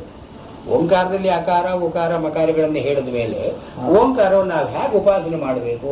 ಅಕಾರದ ಉಪಾಸನೆ, ಉಕಾರದ ಉಪಾಸನೆ, ಮಕಾರದ ಉಪಾಸನೆಯಲ್ಲಿ ಮಾಡಬೇಕು. ಆದ್ದರಿಂದ ಇವರು ಕಾಲ್ಕಿಯವರು ಏನು ಹೇಳಬೇಕಾಗಿತ್ತು? ಓಂಕಾರ ಮಾತ್ರತಃ ವಿದ್ಯಾತ್, ಮಾತ್ರೆಗಳ ಮೂಲಕವಾಗಿ ಓಂಕಾರವನ್ನು ಅರ್ಥ ಮಾಡಿಕೊಳ್ಳಬೇಕು. ಹಾಗೆ ಹೇಳಲಿಲ್ಲ. ಓಂಕಾರಂ ಪಾದಶೋ ವಿದ್ಯಾತ್, ಯಾವುದು ಓಂಕಾರಕ್ಕೆ ಸಹಜ ಅಲ್ಲವೋ ಅದನ್ನ ನೀವು ಉಪಾಸನೆ ಮಾಡಿ. ಪಾದಗಳು ಯಾತಕ್ಕೆ ಸಹಜ? ಆತ್ಮನಿಗೆ ಸಹಜ. ವಿಶ್ವಾತೈಜಸ ಪ್ರಾಜ್ಞಾ ಎಲ್ಲಿ ಇದೆಯೋ, ಜಾಗ್ರತ್ ಸ್ವಪ್ನ ಸುಷುಪ್ತಿಗಳು ಎಲ್ಲಿದೆಯೋ ಅದು ಆತ್ಮನಿಗೆ ಸಹಜವಾದದ್ದು ಪಾದಗಳು. ನಾವು ಓಂಕಾರವನ್ನು ಹಿಡಿದು ಉಪಾಸನೆ ಮಾಡ್ತಿರುವಾಗ ಓಂಕಾರಂ ಪಾದಶೋ ವಿದ್ಯಾತ್ ಇದನ್ನ ಅಲ್ಲಿ ಹಾಕಿ ಆ ಮೂರು ಅವಸ್ಥೆಗಳಲ್ಲಿ ಓಂಕಾರವನ್ನ ನೀವು ನೋಡಿ. ಓಂಕಾರಂ ಪಾದಶೋ ವಿದ್ಯಾತ್. ಇಲ್ಲಿ ಅಭಿಧಾನಕ್ಕೆ ಎಷ್ಟು ಬೆಲೆ, ಅವಿಧೇಯಕ್ಕೆ ಎಷ್ಟು ಬೆಲೆ. ಅಭಿಧಾನ ಇದು after all a means to an end. ಓಂಕಾರದ ಉಪಾಸನೆ should at some time lead to the lapse of Omkara. ಈ ಓಂಕಾರವನ್ನೇ ಇಟ್ಟುಕೊಂಡ್ರೆ ಆ ಓಂಕಾರದ ಉಪಾಸನೆ ಸಫಲ ಅಲ್ಲ. ಯಾವುದೋ ಒಂದು ಸ್ಟೇಜ್ನಲ್ಲಿ ಓಂಕಾರ ಮುಗಿದು ಹೋಗಬೇಕು. ಇಟ್ ಶುಡ್ ಕಮಿಟ್ ಹರಕೀರಿ ಅಲ್ಲ, ಆಮೇಲೆ ಮುಂದಕ್ಕೆ ಏನು. ಇಲ್ಲಿ ಓಂಕಾರಂ ಪಾದಶೋ ವಿದ್ಯಾತ್, ಇದನ್ನು ಏನು ಹೇಳ್ತಾ ಇದ್ದಾರೆ? ನಾವು ಓಂಕಾರದ ಉಪಾಸನೆಯಲ್ಲಿ ಈ ಮೂರಕ್ಕೆ ಓಂಕಾರದ ಒಂದು ಆ ಉ ಮಾ ಛಾಯೆಗಳು ಹೇಗೆ ಬರುತ್ತೆ ಅದನ್ನು ನೋಡ್ಕೊಳ್ಳಿರಿ. ಅಂದ್ರೆ ಏನು? ಆ ಉ ಮಾ ಅಂತ ಯಾತಕ್ಕೆ ಹೇಳಿದ್ರು? ಆ ಅಂತ ಅನ್ನೋದ್ರಲ್ಲಿ ಆದಿ ಆಪ್ತಿ, ಊ ಅಂತ ಅನ್ನೋದ್ರಲ್ಲಿ ಉತ್ಕರ್ಷ ಉಭಯತ್ವ, ಮಾ ಅಂತ ಅನ್ನೋದ್ರಲ್ಲಿ ಮಿತಿ ಮಿನೋತಿ. ಇದು ವಿಶ್ವದಲ್ಲಿ ನೋಡಿ ತೈಜಸದಲ್ಲಿ ನೋಡಿ, ಪ್ರಾಜ್ಞದಲ್ಲಿ ನೋಡಿ. ಈ ವಿಶ್ವದಲ್ಲಿ ಹೇಗೆ ಆದಿ ಆಪ್ತಿ ಅಂತ ಅನ್ನೋದು ಕೂಡಿಕೊಳ್ಳುತ್ತೆ, ತೈಜಸದಲ್ಲಿ ಸ್ವಪ್ನದಲ್ಲಿ ಹೇಗೆ ಉಭಯ ಉತ್ಕರ್ಷ ಕೂಡಿಕೊಳ್ಳುತ್ತೆ, ಮತ್ತು ಇದು ಸುಷುಪ್ತಿ ಅವಸ್ಥೆಯಲ್ಲಿ ಈ ಮಿನೋತಿ ಮಾತಿ ಅಂತ ನೋಡಿ ಹೇಗೆ ಕೂಡಿಕೊಳ್ಳುತ್ತೆ. ಇದು ಓಂಕಾರಂ ಪಾದಶೋ ವಿದ್ಯಾತು. ಅಕಾರ ಉಕಾರ ಮಕಾರಗಳಿಗೆ ಈ ಸಾಮಾನ್ಯ ಏನು ಹೇಳಿದ್ರು, ಆ ಅಂತಂದ್ರೆ ಏನು ಆದಿ ಆಪ್ತಿ, ಉ ಅಂದ್ರೆ ಏನು ಉತ್ಕರ್ಷ ಉಭಯತ್ವ, ಮಾ ಅಂದ್ರೆ ಏನು ಮಿತಿ ಮಿನೋತಿ, ಮಾನ ವಿನೋತಿ. ಇದನ್ನ ನೀವು ವಿಶ್ವ ತೈಜಸ ಪ್ರಾಜ್ಞದಲ್ಲಿ ನೋಡಿ. ಈಗ ಅಕಾರಕ್ಕೆ ಸ್ವಾರಸ್ಯ ಏನಿಲ್ಲ, ಉಕಾರಕ್ಕೆ ಸ್ವಾರಸ್ಯ ಏನಿಲ್ಲ, ಮಕಾರಕ್ಕೆ ಸ್ವಾರಸ್ಯ ಏನಿಲ್ಲ. ನಾನು ಹಿಂದೆ ಹೇಳಿದಾಗೆ ಆವು ಮಾ ಮೂರು ಕೂಡಿಸಿದ್ರು ಓಂಕಾರ ಬರೋಲ್ಲ, ಬೇಕಂತ ಹೊಡ್ಕೊಂಡಿದ್ದಾರೆ ಅದನ್ನ ಅಕಾರ ಉಕಾರ ಮಕಾರ ಅಂತ ಮಾಡಿಕೊಂಡಿದ್ದಾರೆ. ಯಾತಕ್ಕೆ ಅಕಾರ ಉಕಾರ ಮಕಾರ ಅಂತಲೇ ಮಾಡಿಕೊಂಡ್ರು? ಈ ಅಕಾರ ಅಂತನ್ನುವಾಗ ಆದಿ ಆಪ್ತಿ ಅಂತ ದೃಷ್ಟಿಯಲ್ಲಿ ಇಟ್ಟುಕೊಂಡು ಇದನ್ನು ಸಿಂಬಲೈಸ್ ಮಾಡೋದಕ್ಕೆ ಆಕಾರ. ಈ ಕೆಲವು ಈ ಏನಂತಾರೆ, ಈ ಒಂದೊಂದು ಚಿಹ್ನೆ ಇಟ್ಕೊಂಡು ಈಗ ಕೆಲವು WHO ಅಂತಾರಲ್ಲ, WHO ವರ್ಲ್ಡ್ ಹೆಲ್ತ್ ಆಕ್ರೋನಿಮ್ಸ್ ಇದ್ದ ಹಾಗೆ ಈ ಆವು ಮಾ ಅಂತ ಆಕ್ರೋನಿಮ್ ಇದ್ದ ಹಾಗೆ. ಅಕಾರ ಅಂದ್ರೆ ಏನು, ಅಕಾರದಲ್ಲಿ ಆದಿ ಆಪ್ತಿ ಇರೋದ್ರಿಂದ ಅದನ್ನ ಆ ಅಂತ ತೋರಿಸಿದ್ದಾರೆ. ಉತ್ಕರ್ಷ ಉಭಯತ್ವ ಇರೋದ್ರಿಂದ ಊ ಅಂತಂದ್ರು, ಮಾನ ಮಿನೋತಿ ಅಂತಿರೋದ್ರಿಂದ ಮಾ ಅಂತಂದ್ರು. ಇದನ್ನು ಬಿಟ್ಟು ಆ ಊ ಮಾಗೇನೋ ಸ್ವಾರಸ್ಯ ಇಲ್ಲ. ವಿ ಎಂಪ್ಲಾಯ್ ದೀಸ್ ಮಾತ್ರೆಗಳು only to mean the pointers to it. ಆದ್ರಿಂದ ವಿಶ್ವವನ್ನು ನಾವು ಕನ್ಸಿಡರ್ ಮಾಡಬೇಕಾದ್ರೆ ಆದಿ ಆಪ್ತಿ ಅಂತ ನೋಡಿ ಹೇಗೆ ಕೂಡುತ್ತಲ್ಲಿದೆ, ಉತ್ಕರ್ಷ ಉಭಯತ್ವ ಇಲ್ಲಿ ಸ್ವಪ್ನಾವಸ್ಥೆಗೆ ಹೇಗೆ ಕೂಡುತ್ತೆ, ಮಾನ ವಿನೋದ್ ಇದು ಹೇಗೆ ಕೂಡುತ್ತೆ. ಇದನ್ನ ಓಂಕಾರಂ ಪಾದಶೋ ವಿದ್ಯಾತು. ಈ ಮಾತ್ರೆಗಳನ್ನ ಆ ಪಾದಗಳಲ್ಲಿ ಇಟ್ಟು ಓಂಕಾರವನ್ನು ಉಪಾಸನೆ ಮಾಡಿ ಆವು ಮಾ ಇಲ್ಲಿ ಹೇಗೆ ಕೂಡಿಕೊಳ್ಳುತ್ತೆ. ಆದ್ರಿಂದ ಪಾದಾಹ ಮಾತ್ರ ನ ಸಂಶಯ. ಯಾವುದು ಜಾಗ್ರತ್ ಸ್ವಪ್ನ ಸುಷುಪ್ತಿಯಿಂದ ಪಾದಗಳು ಹೇಳ್ತಾ ಇದ್ದೀವಿಯೋ ಇದು ಈ ಮಾತ್ರೆಗಳಲ್ಲಿ ಬರತಕ್ಕಂಥ ಆದಿ ಆಪ್ತಿ ಉತ್ಕರ್ಷ ಉಭಯ ಮಾನ ವಿನೋದ್ ಇದಕ್ಕೆ ಸರಿ ಹೋಗುತ್ತೆ, ಏನು ಸಂಶಯ ಇಲ್ಲ. ಮಾತ್ರ ಪಾದ ಅಂತನೋ ಸರಿ ಹೋಗೋಲ್ಲ. ಇಲ್ಲಿ ಪಾದ ಮಾತ್ರ ಅಂತಿರೋದು ಕಾಳಿಕೆ ಮಾತು ಸರಿ, ಆದ್ರೆ ವ್ಯಾಖ್ಯಾನಕಾರರು ಮಾತ್ರ ಪಾದಾಹ ಅಪಿ ಅಂತನೋ ಸರಿ ಹೋಗೋಲ್ಲ. ಪಾದಾಹ ಮಾತ್ರ, ಪಾದಗಳು ಮಾತ್ರೆಗಳೇ. ಯಾಕಂದ್ರೆ ಪಾದಗಳನ್ನು ಅನುಸಂಧಾನ ಮಾಡುವಾಗ ನಾವು ಈ ಮಾತ್ರೆಗಳ ಮೂಲಕ ಅನುಸಂಧಾನ ಮಾಡಿ ಮಾತ್ರೆಗಳನ್ನ ಪಾದದಲ್ಲಿ ಅನುಸಂಧಾನ ಮಾಡಬೇಕಾದ ಅಗತ್ಯ ಇಲ್ಲ. ಯಾಕೆಂದ್ರೆ ಮಾತ್ರ ಅಂತನ್ನೋದು ಅಭಿಧಾನ. ಈ ಅಭಿಧಾನವನ್ನು ತಿರುಗಿ ನಾವು ಅಭಿಧೇಯವನ್ನಾಗಿ ತಗೊಳ್ಬೇಕಾಗಿಲ್ಲ. ಅಭಿಧೇಯವನ್ನ ತಿಳ್ಕೊಳ್ಳೋದಕ್ಕಾಗಿ ಅಭಿಧಾನವನ್ನು ಉಪಯೋಗಿಸ್ತೀವಿ. ಬಟ್ ಅಭಿಧಾನವನ್ನೇ ಅಭಿಧೇಯವನ್ನಾಗಿ ಯಾಕೆ ಮಾಡ್ಕೊಳ್ಬೇಕು ನಾವು? Language is after all a means to an end. ಒಂದ್ಸರ್ತಿ ಐಡಿಯಾ ಕನ್ವಯ ಆದ್ರೆ ಲ್ಯಾಂಗ್ವೇಜ್ ಕಟ್ಕೊಂಡು ತಿರುಗಿ ಯಾಕೆ ನಾವು ಧ್ಯೇಯ ಮಾಡಿ. ಆದ್ರಿಂದ ಪಾದಾಹ ಮಾತ್ರಾಹ ನ ಸಂಶಯ, ಮಾತ್ರಾಹ ಪಾದಾಹ ನ ಸಂಶಯ ಅಂತ ಆಗೋದು. ಇಲ್ಲಿ ಓಂಕಾರಂ ಪಾದಶೋ ವಿದ್ಯಾತ್, ಪಾದ ಮಾತ್ರ ನ ಸಂಶಯ. ಈ ಪಾದಗಳೇ ಮಾತ್ರೆಗಳು. ಓಂಕಾರಂ ಪಾದಶೋ ಜ್ಞಾತ್ವಾ ನ ಕಿಂಚಿದಪಿ ಚಿಂತಯೇತ್. ಈ ಓಂಕಾರವನ್ನ ಪಾದಗಳಲ್ಲಿ ಆಲೋಚನೆ ಮಾಡಿದ ಮೇಲೆ ನ ಕಿಂಚಿದಪಿ ಚಿಂತಯೇತ್. ಈ ಮೂರು ಅವಸ್ಥೆಗಳಲ್ಲಿ ಇನ್ಯಾವ್ಯಾವ ಪ್ರಮೇಯಗಳು ಬರುತ್ತೆ ಅದನ್ನ ಆಲೋಚನೆ ಮಾಡಬಾರದು. ಅಂದ್ರೆ ಏನು, ಇಟ್ಸ್ ಎ ಪ್ರಾಸೆಸ್ ಆಫ್ ಏನಾದರೂ distilling them to their ultimate nature. ಜಾಗೃತಿನ ನೇಚರ್ ಏನು, ಆದಿ ಆಪ್ತಿ. ಸ್ವಪ್ನದ ಅಲ್ಟಿಮೇಟ್ ನೇಚರ್ ಏನು, ಉತ್ಕರ್ಷ ಉಭಯತ್ವ. ಸುಷುಪ್ತಿಯ ಅಲ್ಟಿಮೇಟ್ ನೇಚರ್ ಏನು, ಮಾನ ವಿನೋತಿ ಇದೆಯಲ್ಲ, ಇದೆಯಲ್ಲ. ಇದು ಓಂಕಾರಂ ಪಾದಶೋ ಜ್ಞಾತ್ವ. ಹೀಗೆ ಈ ಮೂರೂ ಅವಸ್ಥೆಗಳಲ್ಲಿ ಇರತಕ್ಕಂಥ ಸ್ವರೂಪವನ್ನು ತಿಳ್ಕೊಂಡ ಮೇಲೆ ನ ಕಿಂಚಿದ ಅನ್ಯಂ ಅಪಿ ಚಿಂತಯೇತು. ಬೇರೆ ಯಾವುದ್ರ ವಿಶ್ವದಲ್ಲಿ ಹೀಗಿದೆಯಲ್ಲ, ಇಂದ್ರಿಯಗಳ ವ್ಯಾಪಾರದಲ್ಲಿ ನಮ್ಮ ರಾಗ ಕ್ಲೇಶಾದಿಗಳು ಇದೆಯಲ್ಲ, ಇದನ್ನೆಲ್ಲ ಚಿಂತನೆ ಮಾಡತಕ್ಕದ್ದಲ್ಲ ಉಪಾಸನೆ. So it has shown a way of how to reduce the waking state to its ultimate nature. As it's ಈ ರಿಡಕ್ಷನ್ ಅಂತ ಬರುತ್ತಲ್ಲ, ಒಂದು ಮೆಥಡ್ ಆಫ್ ಮ್ಯಾಥಮ್ಯಾಟಿಕ್ಸ್ ನಲ್ಲಿ ರಿಡಕ್ಷನ್ ಅಂತ ಬರುತ್ತಲ್ಲ, ಇಲ್ಲ ಅದನ್ನು ಉಪಯೋಗಿಸಿದ್ದಾರೆ. ಈ ರಿಡಕ್ಷನ್ ಉಪಯೋಗಿಸಿರೋದು. The entire waking state is reduce to ಆದಿ ಆಪ್ತಿ. Entire sleep the dream state is reduce to ಉತ್ಕರ್ಷ. ಹೀಗೆ ಇದನ್ನು ಮಾಡಿಕೊಂಡ ಮೇಲೆ don't entangle with yourself with the other details which are incidental and casual and not relevant. ನ ಕಿಂಚಿದಪಿ ಚಿಂತೆಯೇತು. ಈ ಮೂರು ಪಾದಗಳ ಅವಸ್ಥೆಗಳಲ್ಲಿ ಇನ್ಯಾವ್ಯಾವ ಭಾವನೆಗಳು ಇರುತ್ತೋ ನಿಮಗೆ, ಅದು ಇಲ್ಲಿ ಪ್ರಸಕ್ತ ಅಲ್ಲ, ಓಂಕಾರದಲ್ಲಿ ಪ್ರಸಕ್ತ ಅಲ್ಲ. ಓಂಕಾರಂ ಪಾದಶೋ ಜ್ಞಾತ್ವಾ ನ ಕಿಂಚಿದಪಿ ಚಿಂತೆಯೇತು. ಇಲ್ಲಿ ವ್ಯಾಖ್ಯಾನದಲ್ಲಿ ಏವಂ ಓಂಕಾರೇ ಜ್ಞಾತೆ ದೃಷ್ಟಾರ್ಥಂ ಅದೃಷ್ಟಾರ್ಥಂ ವಾ ನ ಕಿಂಚಿದಪಿ ಪ್ರಯೋಜನಂ ಚಿಂತೆಯೇತ್. ಇದೇನು ವ್ಯಾಖ್ಯಾನ ಸ್ವಾರಸ್ಯ ಇಲ್ಲ. ದೃಷ್ಟ ಅಂದ್ರೆ ಈ ಲೋಕದಲ್ಲಿ ನಮ್ಗೆ ಏನಾಗಬೇಕೋ ಅದು ದೃಷ್ಟ ಪ್ರಯೋಜನಗಳು. ಅದೃಷ್ಟ ಅಂದ್ರೆ ಮುಂದಿನ ಜನ್ಮದ ಸ್ವರ್ಗ ಇತ್ಯಾದಿ. ಇಂತಹ ಪ್ರಯೋಜನವನ್ನು ಕುರಿತು ಆಲೋಚನೆ ಮಾಡಬಾರದು. ಇಲ್ಲಿಯ ಸಂಗತವಾಗತಕ್ಕಂಥ ಡೀಟೇಲ್ ಏನಿಲ್ಲ ಇಲ್ಲಿ. ಮತ್ತು ನಕಿಂಚಿದವಿ ಪ್ರಯೋಜನಂ ಚಿಂತೆಯೇತ್ ಕೃತಾರ್ಥತ್ವಾದ್. ಅವನು ಮುಟ್ಟಬೇಕಾದದ್ದನ್ನು ಮುಟ್ಟಿಬಿಟ್ಟಿದ್ದಾನಾದ್ರಿಂದ ಈ ಲೋಕದಲ್ಲಿ ಅಭ್ಯುದಯ ಅಥವಾ ನಿಶ್ರೇಯಸ ಸ್ವರ್ಗ ಇಂತಹ ಪ್ರಯೋಜನವನ್ನು ಕುರಿತು ಅವನೇನು ಯೋಚನೆ ಮಾಡಬೇಕಾಗಿಲ್ಲ. ಇಲ್ಲಿ ಕೃತಾರ್ಥ ಆಗಿಲ್ಲ. ಇನ್ನು ಉಪಾಸನೆಯನ್ನೇ ಹೇಳ್ತಾ ಇನ್ನು ಮೊದಲನೇ ಕಾರಿಕೆಯನ್ನೇ ದಾಟಿ ಹೋಗಿಲ್ಲ. ಪ್ರಣವಕ್ಕಿನ್ನೂ ಬಂದೇ ಇಲ್ಲ. ಇಲ್ಲಿ ಕೃತಾರ್ಥತ್ವ ಅದು ಅಂತ ವ್ಯಾಖ್ಯಾನದಲ್ಲಿದೆ. ಈ ಕೃತಾರ್ಥತೆ ಎಲ್ಲಿಂದ ಬಂತು? ಇನ್ನೂ ಬಂದಿಲ್ಲ ಅವರಿಗೆ. ಈಗ ಇನ್ನೂ ಚಿಂತೆಯೇತು, ಉಪಾಸನೆ ಮಾಡಬೇಕು ಅಂತ ಹೇಳ್ತಾ ಇದ್ದಾರೆ.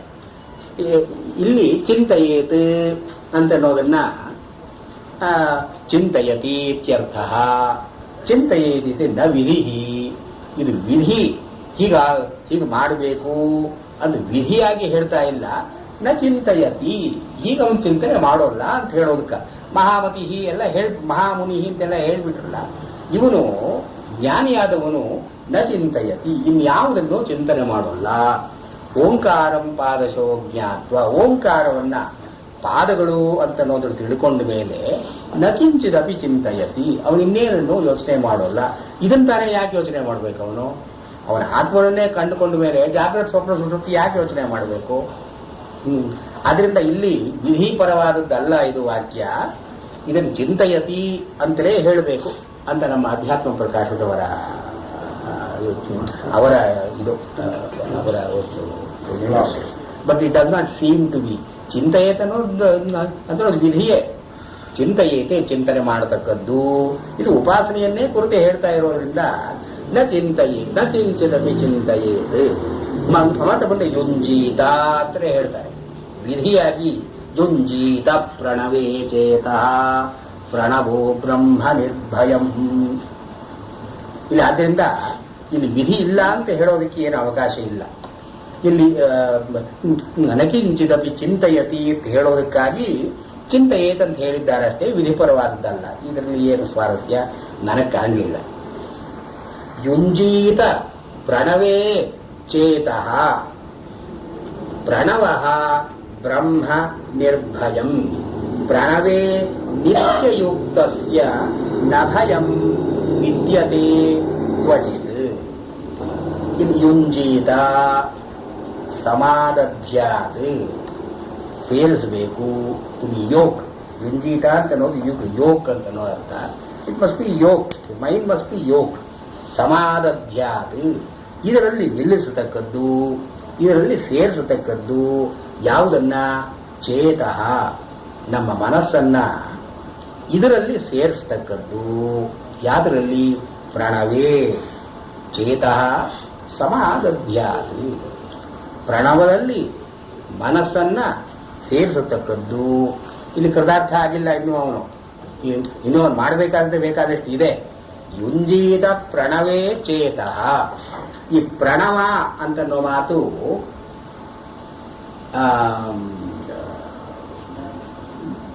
ನು ಅಥವಾ ನು, ಸ್ತುತವು ಅಂತನ್ನೋ ಧಾತು, ಸ್ತುತಿ ಮಾಡೋದು, ಸ್ತೋತ್ರ ಮಾಡೋದು ಅಂತನ್ನೋ ಧಾತುವಿಗೆ ಪ್ರ ಅಂತ ಒಂದು ಉಪಸರ್ಗವನ್ನು ಸೇರಿಸಿ ಋದೋರಪು ಅಂತ ಅಪ್ರತ್ಯಯ ಕೊಳೆಗೆ ಬಂದು ಅದು ಪ್ರಣವ ಅಂತ ಆಗುತ್ತೆ. ಈ ಪ್ರಣವ ಅಂತನ್ನೋ ಮಾತಿಗೆ ಪ್ರಕರ್ಷೇಣ ನೂಯತೆ ಸ್ತೂಯತೆ ಇತಿ ಪ್ರಣವ. ಹೆಚ್ಚಾಗಿ ವಿಶೇಷವಾಗಿ ಯಾವುದನ್ನ ಹೊಗಳ್ತೀವಿಯೋ, ಯಾವುದನ್ನು ನಾವು that which we praise excessively, ಇದು ಪ್ರಣವ. ಪ್ರಕರ್ಷೇಣ ನೂಯತೆ ಸ್ತೂಯತೆ ಇತಿ ಪ್ರಣವ. ಈ ಪ್ರಣವ ಅಂತನ್ನೋ ಮಾತು ಇದು ಸ್ಮೃತಿ ಗ್ರಂಥಗಳಲ್ಲೇ ಮೊಟ್ಟ ಮೊದಲು ನಮಗೆ ಕಾಣಿಸ್ಕೊಳ್ಳೋದು. ಮಹಾಭಾರತದಲ್ಲಿ ಬರುತ್ತೆ. ಮಹಾಭಾರತದಲ್ಲಿ ಪ್ರಣವ ಅಂತನ್ನೋ ಮಾತು ಬರುತ್ತೆ. ಮಹಾಭಾರತದಲ್ಲಿ ಪ್ರಣವ ಅಂತನ್ನುವಾಗ ಏನು ಹೇಳ್ತಾರೆ? ತ್ರೈಗುಣ್ಯಂ ತ್ರಿಗುಣೋ ಬ್ರಹ್ಮ ಬಿಂದು ಶಕ್ತಿ ಸರ್ವಜೀವೋತ್ಪಾದಕ ಇತ್ಯಾದಿಯಾಗಿ ಅವರು ಹೇಳ್ತಾ, ಈ ಪ್ರಣವ ಅಂತನ್ನೋ ಮಾತು ತ್ರೈಗುಣ್ಯ, ಸತ್ವರಜಸ್ತಮೋ ಗುಣಗಳು ಮೂರೂ ಕೂಡಿಕೊಂಡಿದ್ದದ್ದು. ತ್ರಿಗುಣ, ಮೂರು ಗುಣಗಳು ಎಲ್ಲಿ ಬೇರೆ ಬೇರೆಯಾಗಿದೆಯೋ ಅದು ಈ ಪ್ರಣವ ಅಂತನ್ನೋ ಮಾತಿಗೆ ಅವರು ಕೊಟ್ಟು ಅರ್ಥ. ತ್ರೈಗುಣ್ಯಂ ತ್ರಿಗುಣ ಬ್ರಹ್ಮ ವರ್ತುಲಸ್ತಾರ ಬಿಂದು ಶಕ್ತಿ ಸರ್ವಜೀವೋತ್ಪಾದಕ ಇತ್ಯಾದಿಯಾಗಿ ಹೋಗ್ತಾರೆ. ಈ ಸರ್ವಜೀವ ಉತ್ಪಾದಕ, ಎಲ್ಲ ಜೀವಗಳು ಕೂಡ ದೇಹ, ಇಂದ್ರಿಯ, ಮನಸ್ಸು ಈ ಸಂಘಾತದ ಜೊತೆ ಸೇರಿಕೊಳ್ಳೋದಕ್ಕೆ ಕಾರಣವಾಗತಕ್ಕಂಥದ್ದು ಪ್ರಣವ. ಪ್ರಣವ is the basic stuff as a result of which the individual comes into being. ಸರ್ವಜೀವೋತ್ಪಾದ ಮತ್ತು ತ್ರೈಗುಣ್ಯ. ತ್ರೈಗುಣ್ಯ ಅಂತನ್ನೋ ಮಾತ್ರದಲ್ಲಿ ಮೂರು ಗುಣಗಳು ಎಲ್ಲಿ ಇದ್ದು ಒಂದರ ಉತ್ಕರ್ಷ ಇಲ್ಲವೋ ಅದು ತ್ರೈಗುಣ್ಯ. ತ್ರೈಗುಣ್ಯ ಅಂದ್ರೆ ಸಾಮ್ಯ, ಗುಣಸಾಮ್ಯ ಎಲ್ಲಿ ಇದೆಯೋ ಅದು ತ್ರೈಗುಣ್ಯ. ಗುಣಸಾಮ್ಯಗಳು ಇರೋದೇ ತ್ರೈಗುಣ್ಯ. ಅಂದ್ರೆ ಗುಣವೈಷಮ್ಯ ಇರೋದು ತ್ರಿಗುಣ ಅಂತ ಅನ್ನಿಸ್ಕೊಳತ್ತೆ. ಗುಣಸಾಮ್ಯವೂ ಇಲ್ಲಿದೆ, ಗುಣವೈಷಮ್ಯವೂ ಇಲ್ಲಿದೆ. ತ್ರೈಗುಣ್ಯ ತ್ರಿಗುಣ. ತ್ರೈಗುಣ್ಯ ಅಂತನ್ನೋ ಮಾತು, ತ್ರಿಗುಣ ಅಂತನ್ನೋ ಮಾತು ಸಮಾನಾರ್ಥಕವಾದ ಪರ್ಯಾಯ ಪದಗಳಾದರೆ ಒಟ್ಟಿಗೆ ಅದನ್ನು ಹೇಳಬೇಕಾಗಿಲ್ಲ. ತ್ರೈಗುಣ್ಯಂ ತ್ರಿಗುಣೋ ಬ್ರಹ್ಮ, ತ್ರೈಗುಣ್ಯ ತ್ರಿಗುಣ ಅಂತ ಎರಡೂ ಹೇಳಿದ್ದಾರೆ. ತ್ರೈಗುಣ್ಯ ಅಂತನ್ನೋ ಮಾತಿನಲ್ಲಿ ಎಲ್ಲ ಗುಣಗಳು ಸಮಸ್ಥಿತಿಯಲ್ಲಿ ಇರತಕ್ಕಂತಹದ್ದು, ಗುಣಗಳ ಉತ್ಕರ್ಷ ಅಪಕರ್ಷ ಇಲ್ಲದೆ ಇರತಕ್ಕಂತಹದ್ದು. ಇದು ತ್ರೈಗುಣ್ಯ ವಿಷಯ ವೇದ ನಿಸ್ತ್ರೈಗುಣ್ಯೋ ಭವಾರ್ಜುನ ಅಂತನ್ನುವಾಗ ವಲ್ಲಭಾಚಾರ್ಯರ ಕಾಮೆಂಟ್ರಿ ಹೀಗೆ. ತ್ರೈಗುಣ್ಯ ವಿಷಯ ವೇದ, ವೇದಗಳು ಗುಣಸಾಮ್ಯವನ್ನು ಹೇಳ್ತಾ ಇದೆ. ನೀನು ನಿಸ್ತ್ರೈಗುಣ್ಯ ಭವ, ಈ ಗುಣಸಾಮ್ಯಗಳ ಪರಿಸ್ಥಿತಿಯನ್ನು ಮೀರಿ ನಿಲ್ಲುವಂಥವನಾಗು. ಮಿಕ್ಕಾದವರ ಕಾಮೆಂಟ್ರಿ ಏನು ಹೇಳ್ತಾರೆ? ಸತ್ವರಜಸ್ತಮೋ ಗುಣಗಳನ್ನು ವೇದಗಳೇ ಹೇಳ್ತಾ ಇದೆ. ಸತ್ವರಜಸ್ತಮೋ ಗುಣಗಳಿಗೆ ಮೀರಿದ ಪುರುಷನನ್ನ ನೀನು ಅವಲಂಬಿಸು. ಪ್ರಕೃತಿ ಪರವಾದದ್ದು ವೇದ, ನೀನು ಪುರುಷ ಪರನಾಗು. ತ್ರೈಗುಣ್ಯ ವಿಷಯ ವೇದ ನಿಸ್ತ್ರೈಗುಣ್ಯೋ ಭವಾರ್ಜುನ, ಪ್ರಕೃತಿಯನ್ನು ಬಿಟ್ಟು ಪುರುಷನನ್ನು ನೀನು ಅವಲಂಬಿಸು. ಆದರೆ ವಲ್ಲಭಾಚಾರ್ಯರು ತ್ರೈಗುಣ್ಯ ವಿಷಯ ವೇದ, ವೇದಗಳಲ್ಲಿ ಈ ಗುಣಸಾಮ್ಯವನ್ನು ಹೇಳ್ತಾ ಇದೆ. ಗುಣಸಾಮ್ಯವನ್ನು ಹೇಳೋದು ವೇದದ ಕೆಲಸ. ನೀನು ನಿಹಿತ್ರೈಗುಣ್ಯ ಭವ, ನಿಸ್ತ್ರೈಗುಣ್ಯ ಭವ, ಈ ಗುಣಸಾಮ್ಯವನ್ನು ಹೇಳೋ ಸ್ಥಿತಿಗೂ ಮೀರಿ ನಿಲ್ಲು ಅಂತನ್ನೋ ಅರ್ಥವನ್ನು ಹೇಳ್ತಾರೆ. ಇಲ್ಲಿ ಮಹಾಭಾರತದಲ್ಲಿ ತ್ರೈಗುಣ್ಯಂ ತ್ರಿಗುಣ ಅಂತನ್ನುವಾಗ ಗುಣಸಾಮ್ಯವೂ ಅಲ್ಲಿದೆ, ಗುಣ ವೈಷಮ್ಯವೂ ಅಲ್ಲಿದೆ. ಮತ್ತೆ ಅಕಾರೇಣ ಜಗತ್ಪಾತ ಸಂಹರ್ತ ಸ್ಯಾದುಕಾರತಃ ಮಕಾರೇಣ ಜಗತ್ ಸ್ರಷ್ಟ ಪ್ರಣವಾರ್ಥ ಉದಾಹೃತಃ ಅಲ್ಲಿ ಮಹಾಭಾರತದಲ್ಲಿ ಬರುತ್ತೆ. ಅಕಾರೇಣ ಜಗತ್ಪಾದ, ಅಕಾರದಿಂದ ಜಗತ್ತನ್ನು ಎಲ್ಲ ರಕ್ಷಣೆ ಮಾಡತಕ್ಕಂಥದ್ದು ಯಾವ ಕ್ರಿಯೆಯೋ ಅದು ಅಕಾರದಲ್ಲಿದೆ. ಸಂಹರ್ತ ಸ್ಯಾದ್ ಉಕಾರತಃ, ಈ ಉಕಾರ ಅಂತ ಅನ್ನೋದ್ರಲ್ಲಿ ಎಲ್ಲದರ ಅಳಿವು ಎಲ್ಲಿದೆಯೋ ಅದು. ಮಕಾರೇಣ ಜಗತ್ ಸ್ರಷ್ಟ, ಈ ಮಕಾರದಿಂದ ಜಗತ್ತನ್ನು ಸೃಷ್ಟಿ ಮಾಡತಕ್ಕಂಥದ್ದು ಇದು ಪ್ರಣವಾರ್ಥ ಉದಾಕೃತ. ಇಲ್ಲಿ ಕಾಂಟೆಕ್ಸ್ಟ್ ಏನು, ಈ ಜಗತ್ಪಾದ, ಜಗತ್ ಸಂಹರ್ತ, ಜಗತ್ ಸ್ರಷ್ಟ ಅಂತನ್ನೋದು ಗುಣತ್ರಯ, ತ್ರಿಗುಣಗಳು. 3 ಗುಣಗಳನ್ನೇ ಇಲ್ಲಿ 3 ಸತ್ವ ರಜಸ್ ತಮಸ್ಸು. ಈ ತಮಸ್ಸು ಅಂದ್ರೆ ನಾಶ, ರಜಸ್ಸು ಅಂತಂದ್ರೆ ರಕ್ಷಣೆ, ಸತ್ವ ಅಂದ್ರೆ ಉತ್ಪತ್ತಿ. ಹೀಗೆ ಸತ್ವ ರಜಸ್ತಮೋ ಗುಣಗಳನ್ನ ಇಲ್ಲಿ ಪ್ರಣವ ಅಂಥೇಳಿ ತ್ರಿಗುಣ, ತ್ರೈಗುಣ್ಯ, ಬ್ರಹ್ಮ. ಇದೇ ಬ್ರಹ್ಮನಿಗೆ ಅಂದ್ರೆ ಬೃಹಧಾತುವಿನಿಂದ that which grows, that which becomes everything, ಇದು ಪ್ರಣವವೇ ಎಲ್ಲವೂ ಆಗಿದೆ. ಅದನ್ನು ಬಿಂದು ಶಕ್ತಿ ಅಂದ್ರೆ ಇಡೀ ಜಗತ್ತಿಗೆ ಬಿಂದುವಾಗಿ ಕಾರಣವಾಗತಕ್ಕಂತಹದ್ದು ಸರ್ವಜೀವೋತ್ಪಾದಕ ಇದು. ಹೀಗೆ ಯುಂಜೀತ ಪ್ರಣವೇ ಚೇತಃ ಪ್ರಣವ ಬ್ರಹ್ಮ ನಿರ್ಭಯಂ. ಅಲ್ಲಿ ಜಗತ್ತಿನಿಂದ ನಮಗಾಗತಕ್ಕಂಥ ಯಾವ ಭಯವೂ ಇಲ್ಲ. ಬೇರೆ ಉಪನಿಷತ್ತಿನಲ್ಲಿ ನ ಬಿಭೇತಿ ಕುತಶ್ಚನ ಅಂತ ಬರುತ್ತೆ. ಅವನಿಗೆ ಯಾವ ಭಯವೂ ಇರಲಾರದು. ಪ್ರಣವೇ ನಿತ್ಯಯುಕ್ತಸ್ಯ, ಯಾರು ಪ್ರಣವದಲ್ಲಿ ಸತತವಾಗಿ ಅನುಸಂಧಾನ ಮಾಡಿಕೊಂಡು ಉಪಾಸನೆ ಮಾಡ್ತಾ ಇದ್ದಾರೋ ಅವರಿಗೆ ನ ಭಯಂ ಕ್ವಚಿತ್ ವಿದ್ಯತೆ, ಯಾವ ಕಡೆಯಿಂದಲೂ ಅವರಿಗೆ ಭಯ ಅಂತನ್ನೋದು ಬರೋದು ಸಾಧ್ಯ ಇಲ್ಲ. ಇದು ಬೃಹದಾರಣ್ಯಕದಲ್ಲಿ ಬರೋ ಮಾತಿನ ಒಂದು ಉಲ್ಲೇಖ ಅಂತ. ಸವಾ ಯೇಷ ಮಹಾನ ಜಗಾತ್ಮ ಅಜರೋ ಅಮೃತೋ ಮರೋ ಅಭಯೋ ಬ್ರಹ್ಮ ಅಭಯಂ ವೈ ಬ್ರಹ್ಮ. ಬ್ರಹ್ಮನನ್ನು ಅಭಯ ಅಂತ ಕರೆದಿದ್ದ. ಅಭಯ ಅಂದ್ರೆ ಭಯವನ್ನು ನಾಶ ಮಾಡತಕ್ಕವನು, ಭಯ ಇಲ್ಲದೆ ಇರತಕ್ಕವನು. ಇಲ್ಲಿ ತೈತರೀಯದಲ್ಲಿ ಬರೋದು ಓಂ ಇತ್ಯಾತ್ಮಾನಂ ಯುಂಜೀತ. ಓಂ ಅಂತ ಆತ್ಮನನ್ನು ಸೇರಿಸಿಕೊಳ್ಳಬೇಕು. ಓಂ ಇತಿ ಆತ್ಮಾನಂ ಯುಂಜೀತ. ಇನ್ನೊಂದು ಉಪನಿಷತ್ತಿನಲ್ಲಿ ಪ್ರಣವೋ ಧನು ಶರೋಹಿ ಆತ್ಮ ಬ್ರಹ್ಮತಲ್ಲಕ್ಷ್ಯ ಮುಚ್ಯತೆ ಅಪ್ರಮತ್ತೇನ ವೇದ್ದವ್ಯಂ ಶರವತ್ ತನ್ಮಯೋ ಭವೇತ್ ಅಂತ ಒಂದು ಉಪಾಸನೆ ದಾರಿಯನ್ನು ಹೇಳಿಕೊಟ್ಟಿದ್ದಾರೆ. ಪ್ರಣವ ಈ ಧನು, ಅದು ಒಂದು ಬಿಲ್ಲಿದ್ದ ಹಾಗೆ. ಆತ್ಮ ಶರಹ, ಇದು ಆತ್ಮ ಅಂತ ಅನ್ನೋದು ಒಂದು ಬಾಣ. ಬಿಲ್ಲಿನಲ್ಲಿ ಬಾಣವನ್ನು ಅನುಸಂಧಾನ ಮಾಡು. ಇಲ್ಲಿ ಯುಂಜೀತ ಪ್ರಣವೇ ಚೇತ, ಅಲ್ಲಿ ಚೇತ ಅಂತ ಅನ್ನೋದು ಬಾಣ, ಇಲ್ಲಿ ಪ್ರಣವ ಅಂತ ಅನ್ನೋದು ಧನುಸ್ಸು. ಧನುಸ್ಸಿನಲ್ಲಿ ಬಾಣವನ್ನ ಇಡು, ಹೆದೆ ಏರಿಸು ಅಂತ ನೋಡ್ತಿದ್ದಲ್ಲಿ. ಅಪ್ರಮತ್ತೇನ ವೇದ್ದವ್ಯಂ, ಯಾರಿಗೆ ಪ್ರಮಾದಗಳಿಲ್ಲವೋ ಅಂಥವನು ಮಾತ್ರ ಹೊಡೆಯಬೇಕಾದದ್ದು. ಹೊಡೆದೇನು ಮಾಡಬೇಕು? ಶರವತ್ ತನ್ಮಯ ಭವೇತ್. ಅದು ಬಾಣ ಹೋಗಿ ಎಲ್ಲಿ ಗುರಿಯಲ್ಲಿ ಮುಟ್ಟಿ ಅದರಲ್ಲಿ ನಿಲ್ಲುತ್ತೋ ಹಾಗೆ ತನ್ಮಯನಾಗಬೇಕು ಇವನು. ಅದನ್ನೆಲ್ಲ ಸೇರಿಸಿ ಇವರು ಯುಂಜೇದ ಪ್ರಣವೋ ಚೇತಃ ಪ್ರಣವ ಬ್ರಹ್ಮ ನಿರ್ಭಯಂ. ಪ್ರಣವೇ ನಿತ್ಯಯುಕ್ತಸ್ಯ, ನಿತ್ಯಯುಕ್ತ ಅಂತ ಅನ್ನೋದ್ರಲ್ಲಿ ತದ್ ಅರಣ್ಯತ್ವೇನ ಯುಕ್ತ, ಅದು ಬೇರೆ ನಾನು ಬೇರೆ ಅಂತನ್ನೋದು ಇಲ್ಲದೇನೆ, ಅನನ್ಯ ಈ ಬೇರೆ ಭಾವನೆ ಇಲ್ಲದೇನೆ ನಿತ್ಯಯುಕ್ತಸ್ಯ ಅದ್ರ ಜೊತೆ ಸೇರಿಕೊಂಡಿರುವವನಿಗೆ ನ ಭಯಂ ವಿದ್ಯತೆ ಕ್ವಚಿತ್, ಯಾವ ರೀತಿಯಾದ ಭಯವೂ ಇಲ್ಲ. ಇನ್ನು 3 ಶ್ಲೋಕಗಳಿದೆ, 4 ಶ್ಲೋಕ ಇದೆ, ಮುಗಿಸಬಹುದು ಇದ್ದೆ ನಾನು.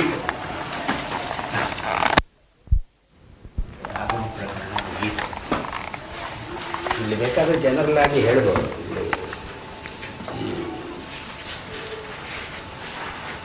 ಇಲ್ಲಿ ಕಾರಿಕೆಯಲ್ಲಿ ಈ ಪ್ರಣವ ಅಂತ ಕರೆದಿದ್ದಾರೆ. ಇವೆಲ್ಲ ಯುಂಜೀದ ಪ್ರಣವೇ ಚೇತಃ ಪ್ರಣವೋ ಬ್ರಹ್ಮ ನಿರ್ಭಯಂ ಪ್ರಣವೇ ನಿತ್ಯಯುಕ್ತಸ್ಯ ನ ಭಯಂ ವಿದ್ಯತೆ ಕ್ವಚಿತ್ ಇತ್ಯಾದಿಯಾಗಿ ಓಂಕಾರವನ್ನು ಪ್ರಣವ ಅಂತ ಕರೆದಿದ್ದಾರೆ.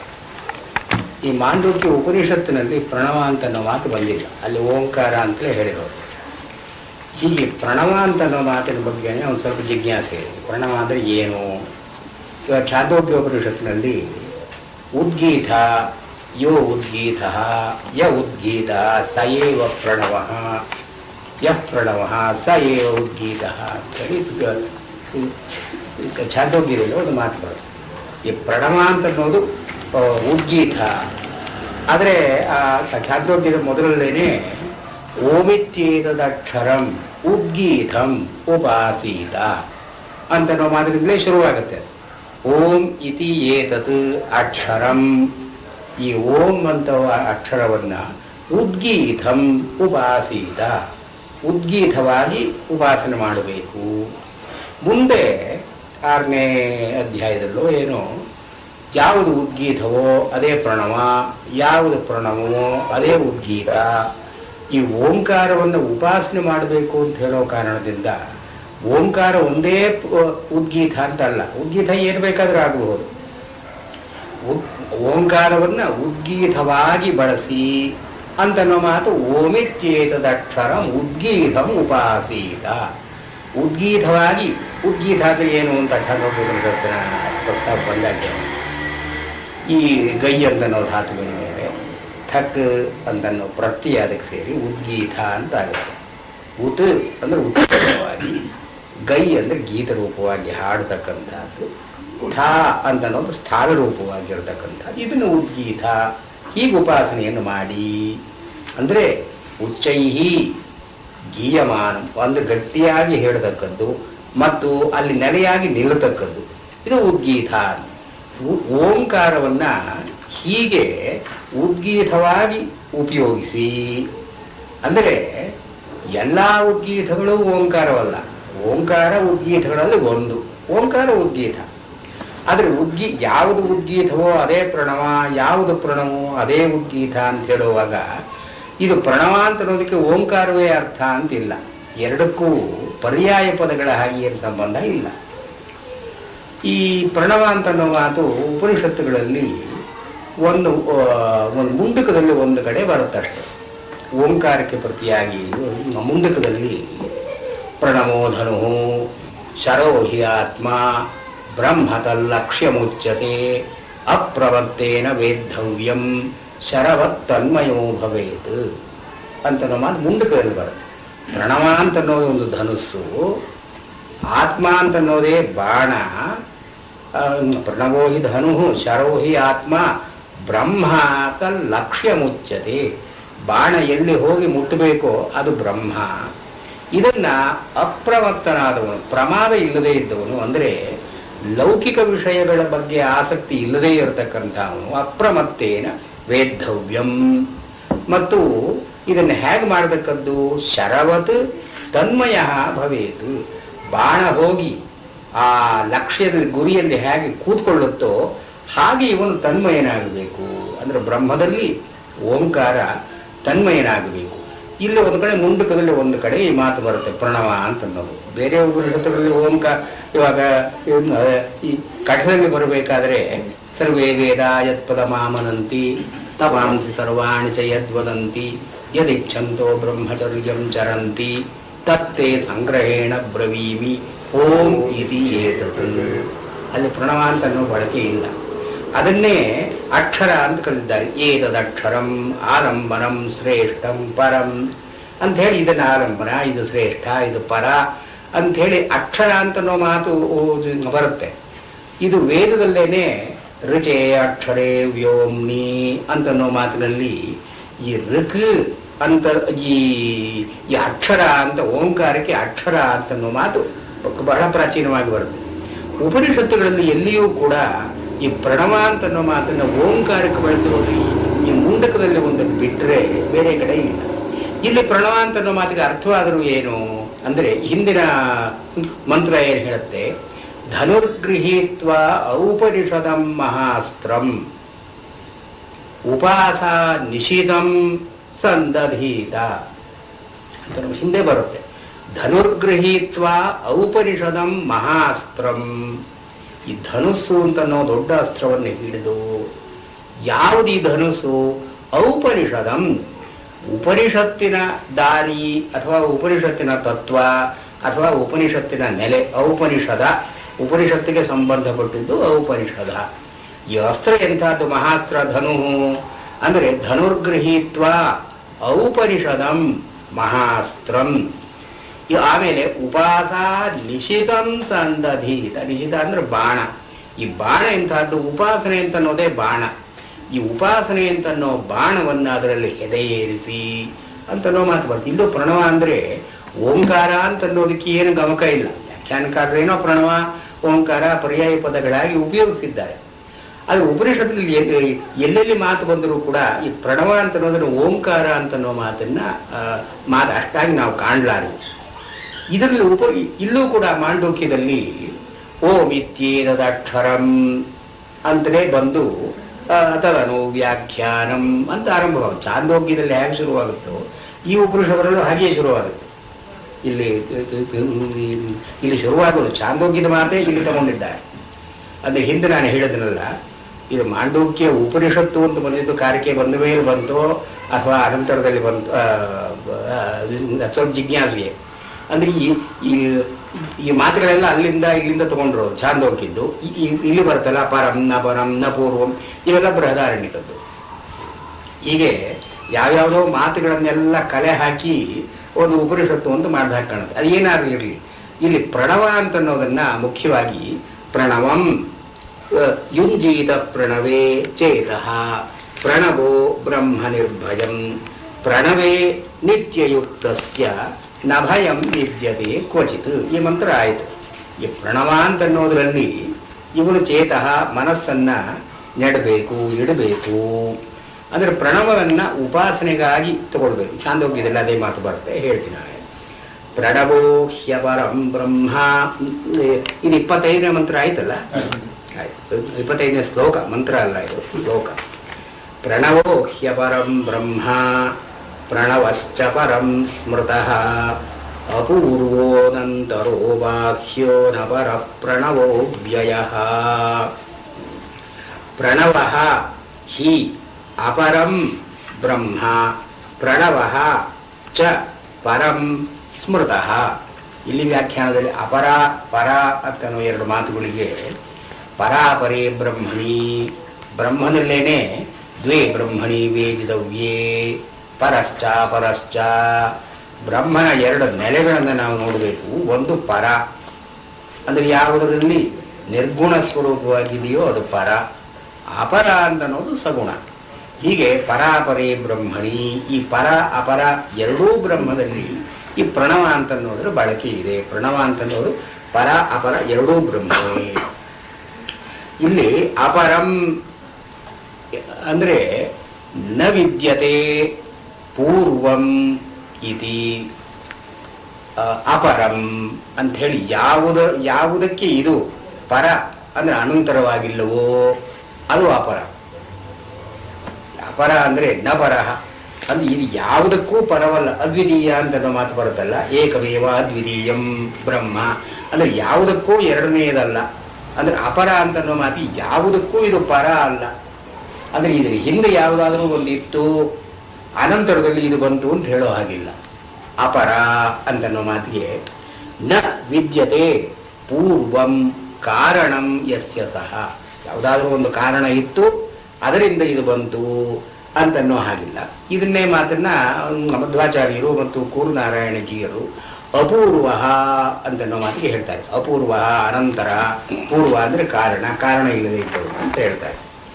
ಇಲ್ಲಿ ಅಪರಂ, ಈ ಕೂರ್ನಾರಾಯಣಜಿಯರು ಇಲ್ಲಿ ಅಪರಂ ಅಂತ ಹೀಗೆ ಒಂದು ವ್ಯಾಖ್ಯಾನ ಹೇಳಿ, ಅನಂತರದಲ್ಲಿ ನ ಪ್ರಣವೋ ಹಿ ಅಪರಂ ಬ್ರಹ್ಮ ಪ್ರಣವಶ್ಚ ಪರಂ ಸ್ಮೃತಃ. ಪರ ಅಂತನ್ನೋ ಮಾತಿಗೆ ಅನಂತರದಲ್ಲಿ ಬಂದದ್ದು, ಅಪರ ಅಂದ್ರೆ ಅನಂತರ ಇಲ್ಲದೇ ಇರತಕ್ಕದ್ದು ವ್ಯಾಖ್ಯಾನ ಮಾಡಿ. ಅಪರ ಅಂದ್ರೆ ಮೂಲ ರೂಪವಾದ ಬ್ರಹ್ಮ, ಪರ ಅಂದ್ರೆ ಜಗತ್ತಿನ ವ್ಯವಹಾರಕ್ಕಾಗಿ ವಿಶ್ವಾದ್ಯನೇಕ ರೂಪಗಳನ್ನ, ವಿಶ್ವ ಅಂತ ನೋಡಿ ವಿಷ್ಣು ಸಹಸ್ರನಾಮದಲ್ಲಿ ಮೊದಲನೇ ಹೆಸರು ವಿಶ್ವಂ ವಿಷ್ಣುರು ವಷಟ್ಕಾರ. ಈ ವಿಶ್ವ ಅಂತ ಅನ್ನೋದು 1000 ರೂಪಗಳನ್ನ ತಳೆದಿರತಕ್ಕಂಥ, ಅಂದ್ರೆ ಏನು ಜಗತ್ತಿನಲ್ಲಿ ಇರತಕ್ಕಂತಹ ಎಲ್ಲ ಗುಣಮಯ ಪ್ರಪಂಚಕ್ಕೆ ವಿಶ್ವಾದಿ ಅಂತ ಒಂದು ಸಂಕೇತ ಇದೆ. ಹೀಗೆ ಅಪರ ಅಂತನ್ನೋದು ಮೂಲ ರೂಪ, ಬ್ರಹ್ಮನ ಮೂಲ ರೂಪ. ಪರ ಅನ್ನೋದು ಪಶ್ಚಾತ್ತರಹ, ಅದಾದ ಮೇಲೆ ಬಂದದ್ದು ಜಗತ್ತಿನ ನಿರ್ವಹಣೆಗಾಗಿ ಜಗದ್ವ್ಯಾಪಾರ ನಿರ್ವಹಣಾರ್ಥಂ ವಿಶ್ವಾದ್ಯವತಾರ ಗ್ರಹಣ ಸಂದರ್ಭ ಅಂತ ಕೂರನಾರಾಯಣಜಿಯರು ಹೀಗೆ ಪ್ರಣವ ಹಿ ಅಪರಂ ಬ್ರಹ್ಮ ಪ್ರಣವಶ್ಚ ಪರಂ ಸ್ಮೃತಂ. ಮೂಲ ರೂಪವಾಗಿರತಕ್ಕದ್ದು ಅದರ ಉಪನಿಷತ್ತಿನಲ್ಲಿ ಎಲ್ಲಿದ್ದಾನೆ ಬ್ರಹ್ಮ ಅಂದ್ರೆ ಸ್ವೇಧಾಮ್ನೆ ಪ್ರತಿಷ್ಠಿತ, ಸ್ವೇ ಮಹಿಮ್ನೆ ಪ್ರತಿಷ್ಠಿತ ಅಂತ ಮಾತು ಬರುತ್ತಲ್ಲ, ಅದು ತನ್ನ ನೆಲೆಯಲ್ಲಿ ತಾನಿರೋ ಜಗತ್ತಿನ ಸಂಪರ್ಕ ಇಲ್ಲದೇ ಇರತಕ್ಕಂಥವು ಅಪರ. ಪರ ಅಂತನ್ನೋ ಮಾತಿಗೆ ಜಗತ್ತಿನ ಸಂಪರ್ಕ ಇದ್ದು ಅನಂತರದಲ್ಲಿ ಇವರು ಧರಿಸಿದ ನೀರು. ಇದು ಪರ ಅಪರ, ಈ ವಿಶಿಷ್ಟಾದ್ವೈತದಲ್ಲಿ ಅದ್ವೈತ ಗ್ರಂಥಗಳಲ್ಲಿ ಇವೆ, ಈ ಒಂದು ವ್ಯತ್ಯಾಸ ಬರುತ್ತೆ. ಅಪರ ಅಂದ್ರೆ ಅದ್ವೈತ ಗ್ರಂಥಗಳಲ್ಲಿ ಲೋಯರ್ ಅಂತನೋ ಅರ್ಥ, ಪರ ಅಂದ್ರೆ ಹೈಯರ್ ಅಂತನೋ ಅರ್ಥ. ಪರ ಅಪರ ಅಂತನ್ನೋದಕ್ಕೆ ಅದ್ವೈತ ಗ್ರಂಥಗಳಲ್ಲಿ ಈ ಒಂದು ಅರ್ಥವನ್ನು ಕೊಡ್ತಾರೆ. ಪರ ಅಂದ್ರೆ ಹೈಯೆಸ್ಟ್, ಅಪರ ಅಂದ್ರೆ ಲೋಯರ್, ಈ ಸಗುಣವಾದದ್ದು. ಪರ ಅಂದ್ರೆ ನಿರ್ಗುಣವಾದದ್ದು. ಆದ್ರೆ ವಿಶಿಷ್ಟಾದ್ವೈತ ಗ್ರಂಥಗಳಲ್ಲಿ ಅಪರ, ಇಲ್ಲಿ ಅದು ಅದ್ವೈತ ಗ್ರಂಥಗಳಿಗೂ ವಿಶಿಷ್ಟಾದ್ವೈತ ಗ್ರಂಥಗಳಿಗೂ ಇರುವ ಒಂದು ಪಾರಿಭಾಷಿಕವಾದ ಟರ್ಮಿನೋಲಾಜಿಕಲ್ ಡಿಫರೆನ್ಸ್. ಈಗ ಪರ ಅಪರ ಅಂದ್ರೆ ಸಾಮಾನ್ಯವಾಗಿ ಎಲ್ಲಾ ಟ್ರಾನ್ಸ್ಲೇಷನ್ಸ್ ಅಲ್ಲೂ ಪರ ಅಂದ್ರೆ ಹೈಯರ್, ಅಪರ ಅಂದ್ರೆ ಲೋಯರ್ ಅಂತಲೇ ಇರೋದು. ಆದ್ರೆ ಇದು this applies only to Advaitic tradition. ಸ್ಮೃತಃ ಹೀಗೆ ತಿಳ್ಕೊಂಡಿದ್ದಾರೆ ಯಾರು? ಶ್ಲೋಕ ದ್ರಷ್ಟ್ರ. ಈ ಶ್ಲೋಕವನ್ನು ಯಾರು ಮಾಡಿದನೋ ಅವನು ಹೀಗೆ ತಿಳ್ಕೊಂಡಿದ್ದಾನೆ. ಅಪೂರ್ವ ಅನಂತರ ಅವಾಕ್ಯ ಅನಪರ. ಅಪೂರ್ವ ಇವನಿಗೆ ಪೂರ್ವ ಒಂದು ಕಾರಣ ಅಂತನ್ನೋದಿಲ್ಲ, ಇವನು ಯಾತರಿಂದಲೂ ಉಂಟಾದವರಲ್ಲ. ಅಪೂರ್ವ ನ ವಿದ್ಯತೆ ಪೂರ್ವಂ ಕಾರಣಂ ಯಸ್ಯ. ಅನಂತರ, ಇಲ್ಲಿ ಅನಂತರ ಅಂದ್ರೆ ಅನಂತರ ಅಂತ, ಇವನು ಯಾತಕ್ಕೂ ಕಾರ್ಯನಲ್ಲ, ಇವನಿಗೆ ಕಾರಣ ಅಂತನ್ನೋದು ಇಲ್ಲ, ಇವನು ಯಾವತ್ತಕ್ಕಾದರೂ ಕಾರಣ ಅದು ಕಾರ್ಯ ಅಂತನ್ನೋದು ಇಲ್ಲ. ಮಧ್ವಾಚಾರ್ಯರು ಅನಂತರ ಅಂತನ್ನೋ ಮಾತಿಗೆ ಅಂತಹ ಏವ ಶಬ್ದ ಅನಂತರ ಇತಿ. ಇಲ್ಲಿ ಅಂತಹ ಅಂದ್ರೆ ಒಳಗಡೆ ಅಂತ ಅರ್ಥ, ಅನಂತರ ಅಂದ್ರೆ ಒಳಗಡೆ. ಯಾಕೆಂದ್ರೆ ಬಾಹ್ಯ ಅಂತ ಮುಂದೆ ಬರುತ್ತೆ. ಅಬಾಹ್ಯ ಅವನು ಹೊರಗಡೆ ಇದ್ದಾನೆ ಅಂತ ಹೇಳೋ ಹಾಗಿಲ್ಲ, ಒಳಗಡೆ ಇದ್ದಾನೆ ಅಂತ ಹೇಳೋ ಹಾಗಿಲ್ಲ. ಅಂತಹ ಬಹಿಹಿ ಚ ವ್ಯಾಪ್ಯ ತಿಷ್ಠತಿ ಅಂತನ್ನೋ ಅರ್ಥದಲ್ಲಿ ಅನಂತರ ಅಬಾಹ್ಯ. ಇಲ್ಲಿ ಅನಂತರ ಅಂತನ್ನೋ ಮಾತನ್ನ ಅನಂತರ ಅಂದ್ರೆ ಅದಾದ ಮೇಲೆ, ತರುವಾಯ, ಕಾರ್ಯ ಅಂತನ್ನೋ ಅರ್ಥದಲ್ಲಿ ಒಂದು ವ್ಯಾಖ್ಯಾನ. ಅನಂತರ ಒಳಗಡೆ ಇಲ್ಲದೆ ಇರತಕ್ಕಂಥವನು. ರ ಅಂತನ್ನೋ ಪ್ರತ್ಯಯಕ್ಕೆ ಸ್ಥಾನವಾಚಿ ಇರತಕ್ಕದ್ದು ಅಂತನ್ನೋದಕ್ಕೆ ಅಂತರ ಅಂತಿದೆ. ಅಂತರ ಅಂದ್ರೆ ಒಳಗಡೆ ಇರತಕ್ಕವನು, ಅಂತರ ಅಂತ ಅರ್ಥ. ಅನಂತರ ಒಳಗಡೆ ಇರತಕ್ಕವನು ಅಂತ ಹೇಳೋ ಹಾಗಿಲ್ಲ. ಯಾಕೆ ಅಂದ್ರೆ ದೇಶ ನಿಮಿತ್ತದಿಂದ ಹೊರಗಡೆಯವನು ಇಲ್ಲ ಅಂತ ಆಗುತ್ತೆ. ಆದ್ರಿಂದ ಒಳಗಡೆ ಇರತಕ್ಕವನು ಅಂತ ಹೇಳೋ ಹಾಗಿಲ್ಲ. ಅಬಾಹ್ಯ ಅವನು ಹೊರಗಡೆ ಇದ್ದಾನೆ ಅಂತ ಹೇಳೋ ಹಾಗಿಲ್ಲ. ಸರ್ವಗತತ್ವ ಎಲ್ಲಾ ಕಡೆಯೂ ಅವನು ಇರೋದರಿಂದ ಇವನು ಒಳಗೆ ಹೊರಗೆ ಅಂತ ನಿರ್ದೇಶನ ಮಾಡೋದು ಸಾಧ್ಯ ಇಲ್ಲ. ಅನಪರಹ ಇವನಿಗಿಂತ ಅನ್ಯ ಜಾತೀಯವಾದ, ಭಿನ್ನ ಜಾತೀಯವಾದ, ಬೇರೆಯದಾದ ಒಂದು ವಸ್ತು ಅಂತ ಇಲ್ಲ. ಅವನು ಏಕಂ ಏವ ಅದ್ವಿತೀಯ, ಅವನು ಒಬ್ಬನೇ ಒಬ್ಬನಾಗಿರ್ತಕ್ಕವನಾದ್ರಿಂದ ಇವನನ್ನು ಬಿಟ್ಟು ಬೇರೆ ಏನೋ ಒಂದು ಇದೆ ಅಂತ ಹೇಳೋ ಹಾಗಿಲ್ಲ. ಅನಪರಹ. ಇದಕ್ಕೆ ಮಧ್ವಾಚಾರ್ಯರು ಅನಪರ ಅಂತನ್ನೋ ಮಾತಿಗೆ ಅಪರಾಧೀನ ವಸ್ತುತ್ವ. ಅಪರ ಇವನು ಯಾರ ಮೇಲೂ ಡಿಪೆಂಡೆಂಟ್, ಪರಾಧೀನ ಅಲ್ಲ. ಅಪರ ಬೇರೆಯವರ ಮೇಲೆ ಇವನಿಗೆ ಒಂದು ಡಿಪೆಂಡೆನ್ಸ್ ಅಂತ ಇಲ್ಲ. ಅಪರ ಅಂದ್ರೆ ಪರಾಧೀನ ಸತ್ತ ಅಂತ ಇವನಿಗಿಲ್ಲ. ಇವನು ಸ್ವತಂತ್ರ ಸತ್ತ, ಇವನು ತಾನಾಗಿ ಇರತಕ್ಕವನು. ಪರಾಧೀನ ಸ್ಥಿತ್ಯಭಾವಾತ್ ಅವ್ಯಯ ಶಶ್ವತ್ ಏಕಪ್ರಕಾರ. ಎಲ್ಲಾ ಕಾಲದಲ್ಲಿಯೂ ಒಂದೇ ಒಂದು ರೀತಿಯಾಗಿರ್ತಕ್ಕವನು ಏಕಪ್ರಕಾರನಾಗಿ ಇವನನ್ನ ಅವ್ಯಯ ನ ವ್ಯೇತಿ ಯಾರಿಗೆ ಒಂದು ಕ್ಷಯ, ಒಂದು ನಾಶ, ಒಂದು ಒಂದು ಇಳುವರಿ ಅಂತ ಇಲ್ಲವೋ ಅವನನ್ನು ಅವ್ಯಯ ಅಂತ ಕರೆದಿದ್ದಾರೆ. ಶಶ್ವರೇಕ ಪ್ರಕಾರ ಸರ್ವಸ್ಯ ಪ್ರಣವೋ ಹ್ಯಾದಿರ್ಮಧ್ಯಮಂತಸ್ತಥೈವ ಚ ಏವಂ ಹಿ ಪ್ರಣವಂ ಜ್ಞಾತ್ವಾ ವ್ಯಸ್ನುತೆ ತದನಂತರಂ. ಸರ್ವಸ್ಯ ಪ್ರಣವಃ ಹಿ ಆದಿ ಮಧ್ಯಂ ಅಂತಃ ತಥೈವ ಚ. ಈ ತಥಾ ಏವ ಚ ಅಂತನ್ನೋದು ಇಂಡಿ ಶೂದ್ಲಿ ಅಂತನ್ನೋ ಮಾತನ್ನ ಹಾಗೆ ಆಗುತ್ತೆ. ತಥೈವ ಚ ಹಾಗೆಯೇ ಏನವನು ಆದಿ ಆದಿ ಮಧ್ಯ ಅಂತಃ. ಆದಿ ಉತ್ಪತ್ತಿ, ಮಧ್ಯ ಸ್ಥಿತಿ, ಅಂತ ಅಂದ್ರೆ ಪ್ರಳಯ. ಇವನು ಜಗತ್ತಿನ ಉತ್ಪತ್ತಿ, ಸ್ಥಿತಿ, ಲಯ ಮೂರೂ ಅವಸ್ಥೆಗಳಲ್ಲಿ ಏಕಪ್ರಕಾರವಾಗಿ ಇರತಕ್ಕವನು. ಸರ್ವಸ್ಯ ಎಲ್ಲದರ.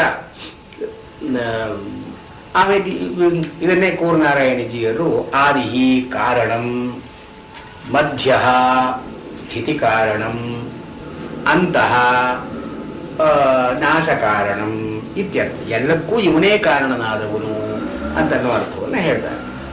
ಏವಂ ಹಿ ಈ ರೀತಿಯಾಗಿ ಪ್ರಣವಂ ಜ್ಞಾತ್ವಾ ಅಪರೋಕ್ಷೀಕೃತ್ಯ, ಹೀಗೆ ಜ್ಞಾನ ಇದು ತಿಳ್ಕೊಂಡು ಅಂದ್ರೆ ಏನು, ಸಾಕ್ಷಾತ್ಕರಿಸಿಕೊಂಡು ನೇರವಾಗಿ ಹೀಗೆ ಓಂಕಾರವನ್ನು ಗ್ರಹಿಸಿದರೆ ತದನಂತರಂ ಅನಂತರದಲ್ಲಿ, ಅದು ತಿಳ್ಕೊಂಡ ಒಡನೆಯೇ ಜ್ಞಾನಾನಂತರಂ ಇತ್ಯರ್ಥ. ಇದು ಈ ವ್ಯಾಖ್ಯಾನದ ಪ್ರಕಾರ. ತದನಂತರಂ ಅಂತನ್ನೋ ಮಾತಿಗೆ ಮಧ್ವಾಚಾರ್ಯರು ಪ್ರಾರಬ್ಧ ಕರ್ಮ ಭೋಗ ಕ್ಷಯಾನಂತರಂ. ಇಲ್ಲಿ ಈ ಸಂಚಿತ ಆಗಾಮಿ ಎರಡು ಕರ್ಮಗಳು ಇಲ್ಲಿಯೇ ಹೋಗುತ್ತೆ. ಮುಕ್ತನಾಗುವ ಸ್ಥಿತಿಯಲ್ಲಿ ಪ್ರಾರಬ್ಧ ಕರ್ಮ ಅಂತ ಒಂದು ಉಳ್ಕೊಳ್ಳುತ್ತೆ. ಆ ಪ್ರಾರಬ್ಧ ಕರ್ಮ ಹೋದರೆ ಇವರಿಗೆ ಆಗ ವ್ಯಸ್ನುತೆ ಅಂದರೆ ಇವನು ವಿಶೇಷೇಣ ವ್ಯಾಪ್ನೋತಿ ವಿಷ್ಣು ಮುಕ್ತವು. ಮುಕ್ತಿಯಲ್ಲಿ ಇವನು ವಿಶೇಷವಾಗಿ ಹೊಂದುತ್ತಾನೆ, ಅದು ಮುಕ್ತನಾಗ್ತಾನೆ ಅಂತ ಅರ್ಥ. ಹೀಗೆ ಓಂ ಪ್ರಣವವನ್ನ ಆದಿ ಮಧ್ಯ ಅಂತ ಎಲ್ಲ ತಿಳ್ಕೊಂಡ್ರೆ ಅವನು ಮುಕ್ತನಾಗ್ತಾನೆ. ತದನಂತರಂ ಪ್ರಣವಂ ಹಿ ಈಶ್ವರಂ ವಿದ್ಯಾತ್. ಬಂದ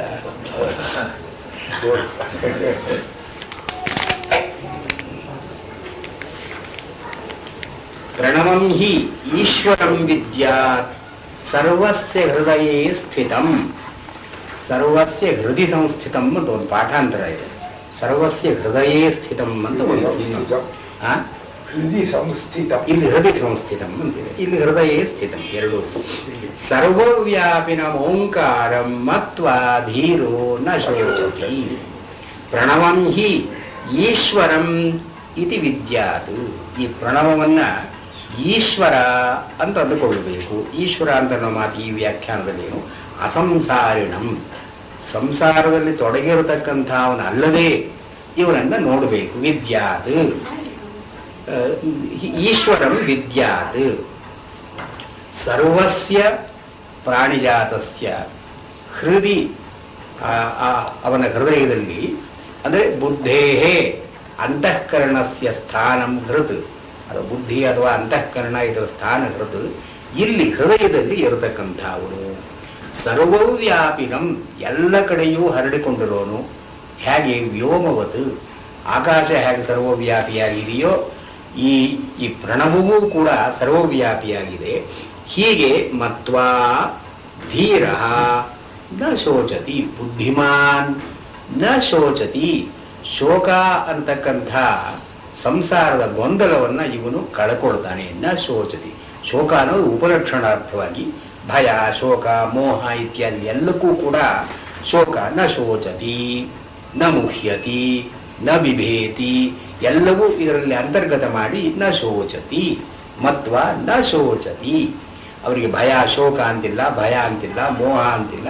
ಇದರಿಂದ ಬಂದಂಥ ಇನ್ಯಾವ ಇದು ಇಲ್ಲ. ಮತ್ವ ಮಧ್ವಾಚಾರ್ಯರು ಮತ್ವ ಅಂತ ಮಾತಿಗೆ ಉಪಾಸ್ಯ, ಉಪಾಸನೆ ಮಾಡಿ, ಜ್ಞಾನಾರ್ಥವನ್ನು ಕೊಡೋಲ್ಲ, ಉಪಾಸನೆ ಮಾಡಿ. ನ ಜ್ಞಾನಿ ಧೀರ ಬುದ್ಧಿಮಾನ್ ಜ್ಞಾನಿ ನ ಶೋಚತಿ. ಅಮಾತ್ರೋನಂತಮಾತ್ರಶ್ಚ ದ್ವೈತಸ್ಯೋಪಶಮಃ ಶಿವಃ ಓಂಕಾರೋ ವಿದಿತೋ ಯೇನ ಸ ಮುನಿರ್ನೇತರೋ ಜನಃ. ಅಮಾತ್ರಃ, ಅಮಾತ್ರಃ ಮಾತ್ರ ಅಂದ್ರೆ ಪರಿಚ್ಛೇದ, ಮೀಯತೆ ಅನಯ ಇತಿ ಮಾತ್ರ. ಯಾವುದರಿಂದ ನಾವು ಅಳೆದು ಇದಿಷ್ಟು ಅಂತ ಹೇಳ್ತೀವೋ ಇದು ಮಾತ್ರ.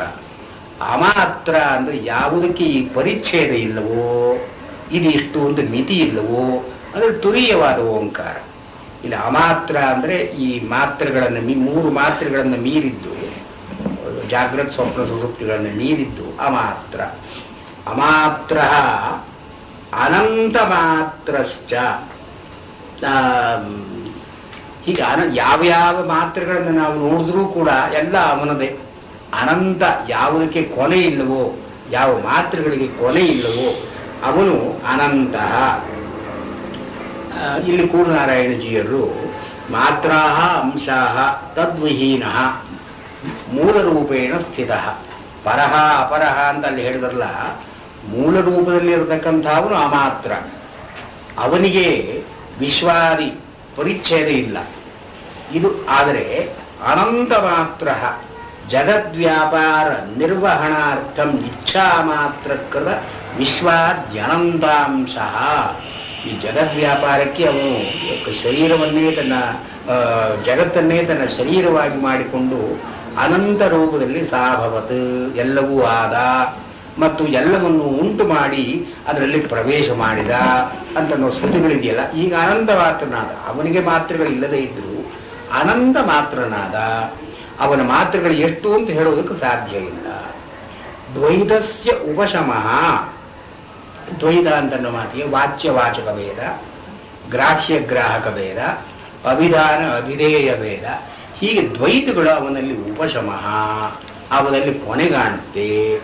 ಶಿವ ನಿರ್ದುಃಖ ಸುಖ, ದುಃಖದ ಒಂದು ಲವಲೇಶವೂ ಇಲ್ಲದೆ ಇರತಕ್ಕಂಥ ಸುಖ ಶಿವ ಮಂಗಳಕರ.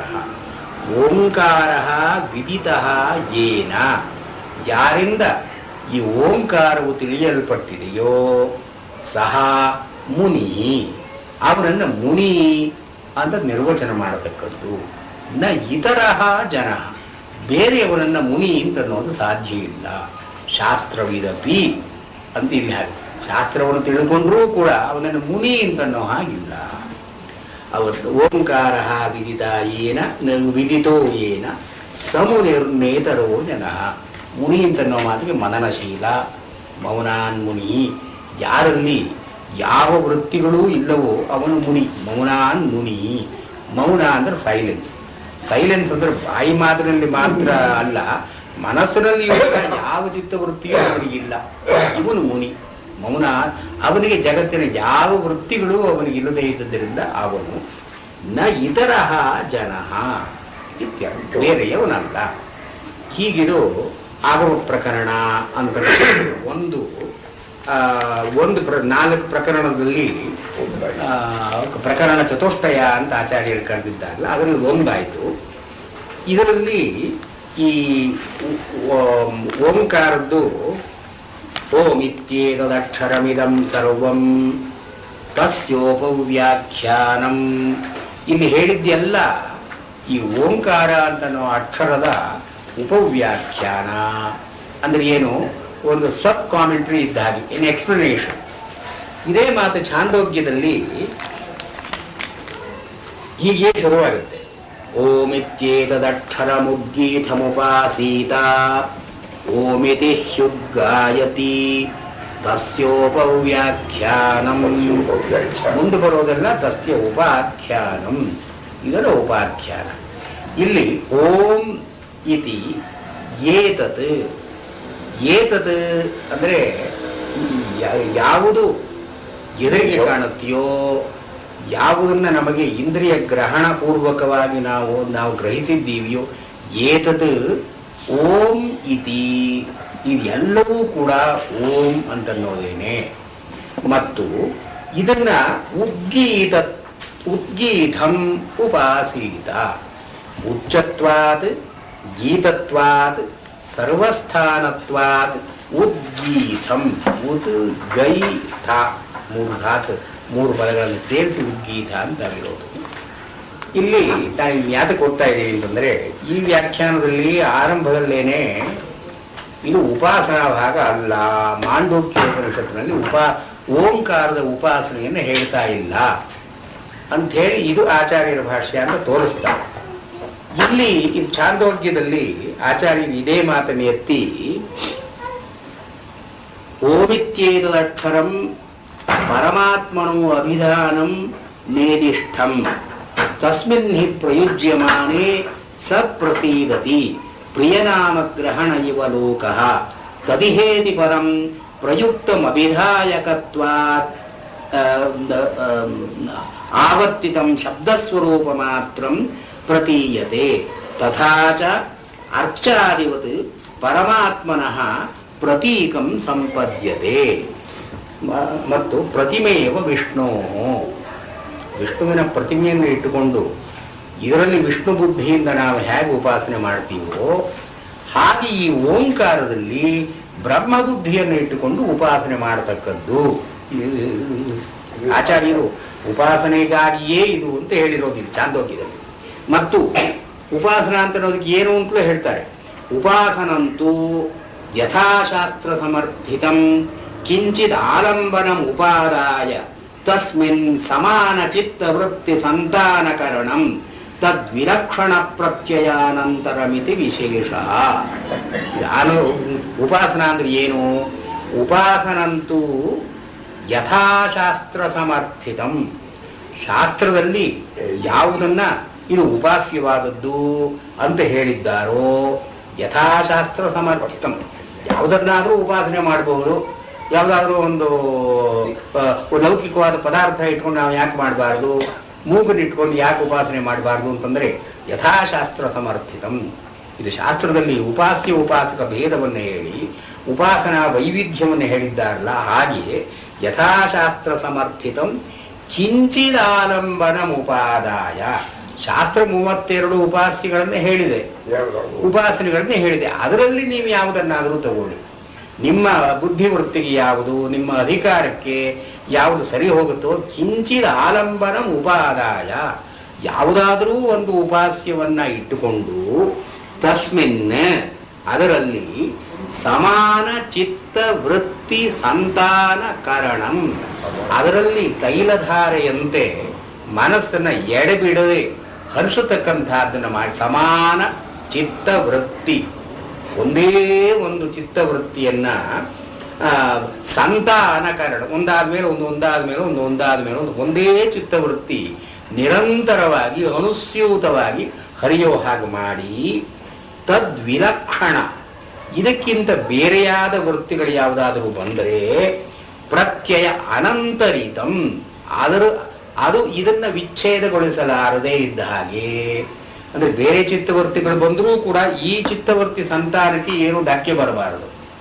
ಹೀಗೆ ತದ್ವಿಲಕ್ಷಣ ಪ್ರತ್ಯಯ ಅನಂತರಿತಂ ಇತಿ ವಿಶೇಷ, ಇದು ಉಪಾಸನೆಯಲ್ಲಿ ವಿಶೇಷ.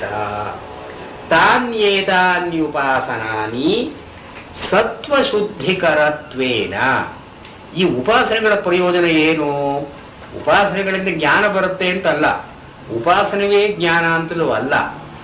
ಏತಾನ್ಯ ಉಪಾಸನಾನಿ, ಉಪನಿಷತ್ ಛಾಂದೋಗ್ಯದಲ್ಲಿ ಬೃಹದಾರಣ್ಯಕದಲ್ಲಿ ಬೇಕಾದಷ್ಟು 64 ಅಥವಾ 38 ಉಪಾಸನೆಗಳನ್ನು ಹೇಳಿದ್ದಾರಲ್ಲ, ಇದು ಸತ್ವಶುದ್ಧಿಕರತ್ವೇನ, ಮುಖ್ಯವಾಗಿ ಬೇಕಾದಂತಹ ನೆಸೆಸರಿ ಅಂಡ್ ಸಫಿಷಿಯಂಟ್ ಕಂಡೀಷನ್ ಸತ್ವಶುದ್ಧಿ ಆಗಬೇಕು, ಈ ಮನಸ್ಸಿನ ಶುದ್ಧಿ ಆಗಬೇಕು, ತಿಳಿಯಾಗಬೇಕು.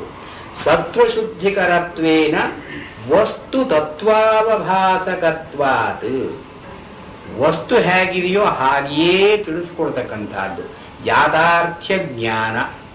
ಇದನ್ನು ಉಂಟು ಮಾಡುವ ದೃಷ್ಟಿಯಿಂದ ಅದ್ವೈತ ಜ್ಞಾನ ಉಪಕಾರಕಾಣಿ. ಈ ಬ್ರಹ್ಮ ಒಂದೇ ಅನ್ನತಕ್ಕಂಥ ಒಂದು ಭಾಸ ನಮಗೆ ಬರುತ್ತಲ್ಲ, ಇದಕ್ಕೆ ನೆರವಾಗುವ ಹಾಗೆ ಉಪಾಸನೆಗಳಿದೆ. ಆಲಂಬನ ವಿಷಯತ್ವಾತ್, ಯಾವುದಾದರೂ ಒಂದು ಇಂದ್ರಿಯಗಳಿಗೆ ಸುಲಭವಾಗಿ ಗ್ರಾಹ್ಯವಾಗತಕ್ಕಂಥ ಓಂಕಾರ ಅಂದ್ರೆ ಇಂದ್ರಿಯಕ್ಕೆ ಮನಸ್ಸು, ಕಿವಿಗೆ ಮನಸ್ಸಿಗೆ, ಒಂದು ಪ್ರತಿಮೆ ಅಂತಂದ್ರೆ ಕಣ್ಣಿಗೆ ಮನಸ್ಸಿಗೆ, ಹೀಗೆ ಆಲಂಬನ ವಿಷಯತ್ವ ಹೀಗೊಂದು ಯಾವುದಾದ್ರೂ ಹಿಡಿತದಲ್ಲಿ ಇರೋದರಿಂದ ಸುಸಾಧ್ಯಾನಿ, ನಮಗೆ it will be easy to follow. ಸುಸಾಧ್ಯಾನಿ ಚ ಇತಿ ಚೇತ್ ಪೂರ್ವಂ ಉಪನ್ಯಸ್ಯಂತೆ. ಈ ದೃಷ್ಟಿಯಿಂದ ಉಪನ್ಯಾಸಗಳ ಹೀಗೆ ಉಪಾಸನೆಗಳನ್ನ ಹೇಳ್ತಾ ಇದ್ದೀವಿ ಅಂತ ಆರಂಭ ಮಾಡಿದ ತಕ್ಷಣ ಈ ಓಂ ಇತ್ಯೇತದಕ್ಷರಂ ಅಂತ ಹೇಳಿ ಇಲ್ಲಿ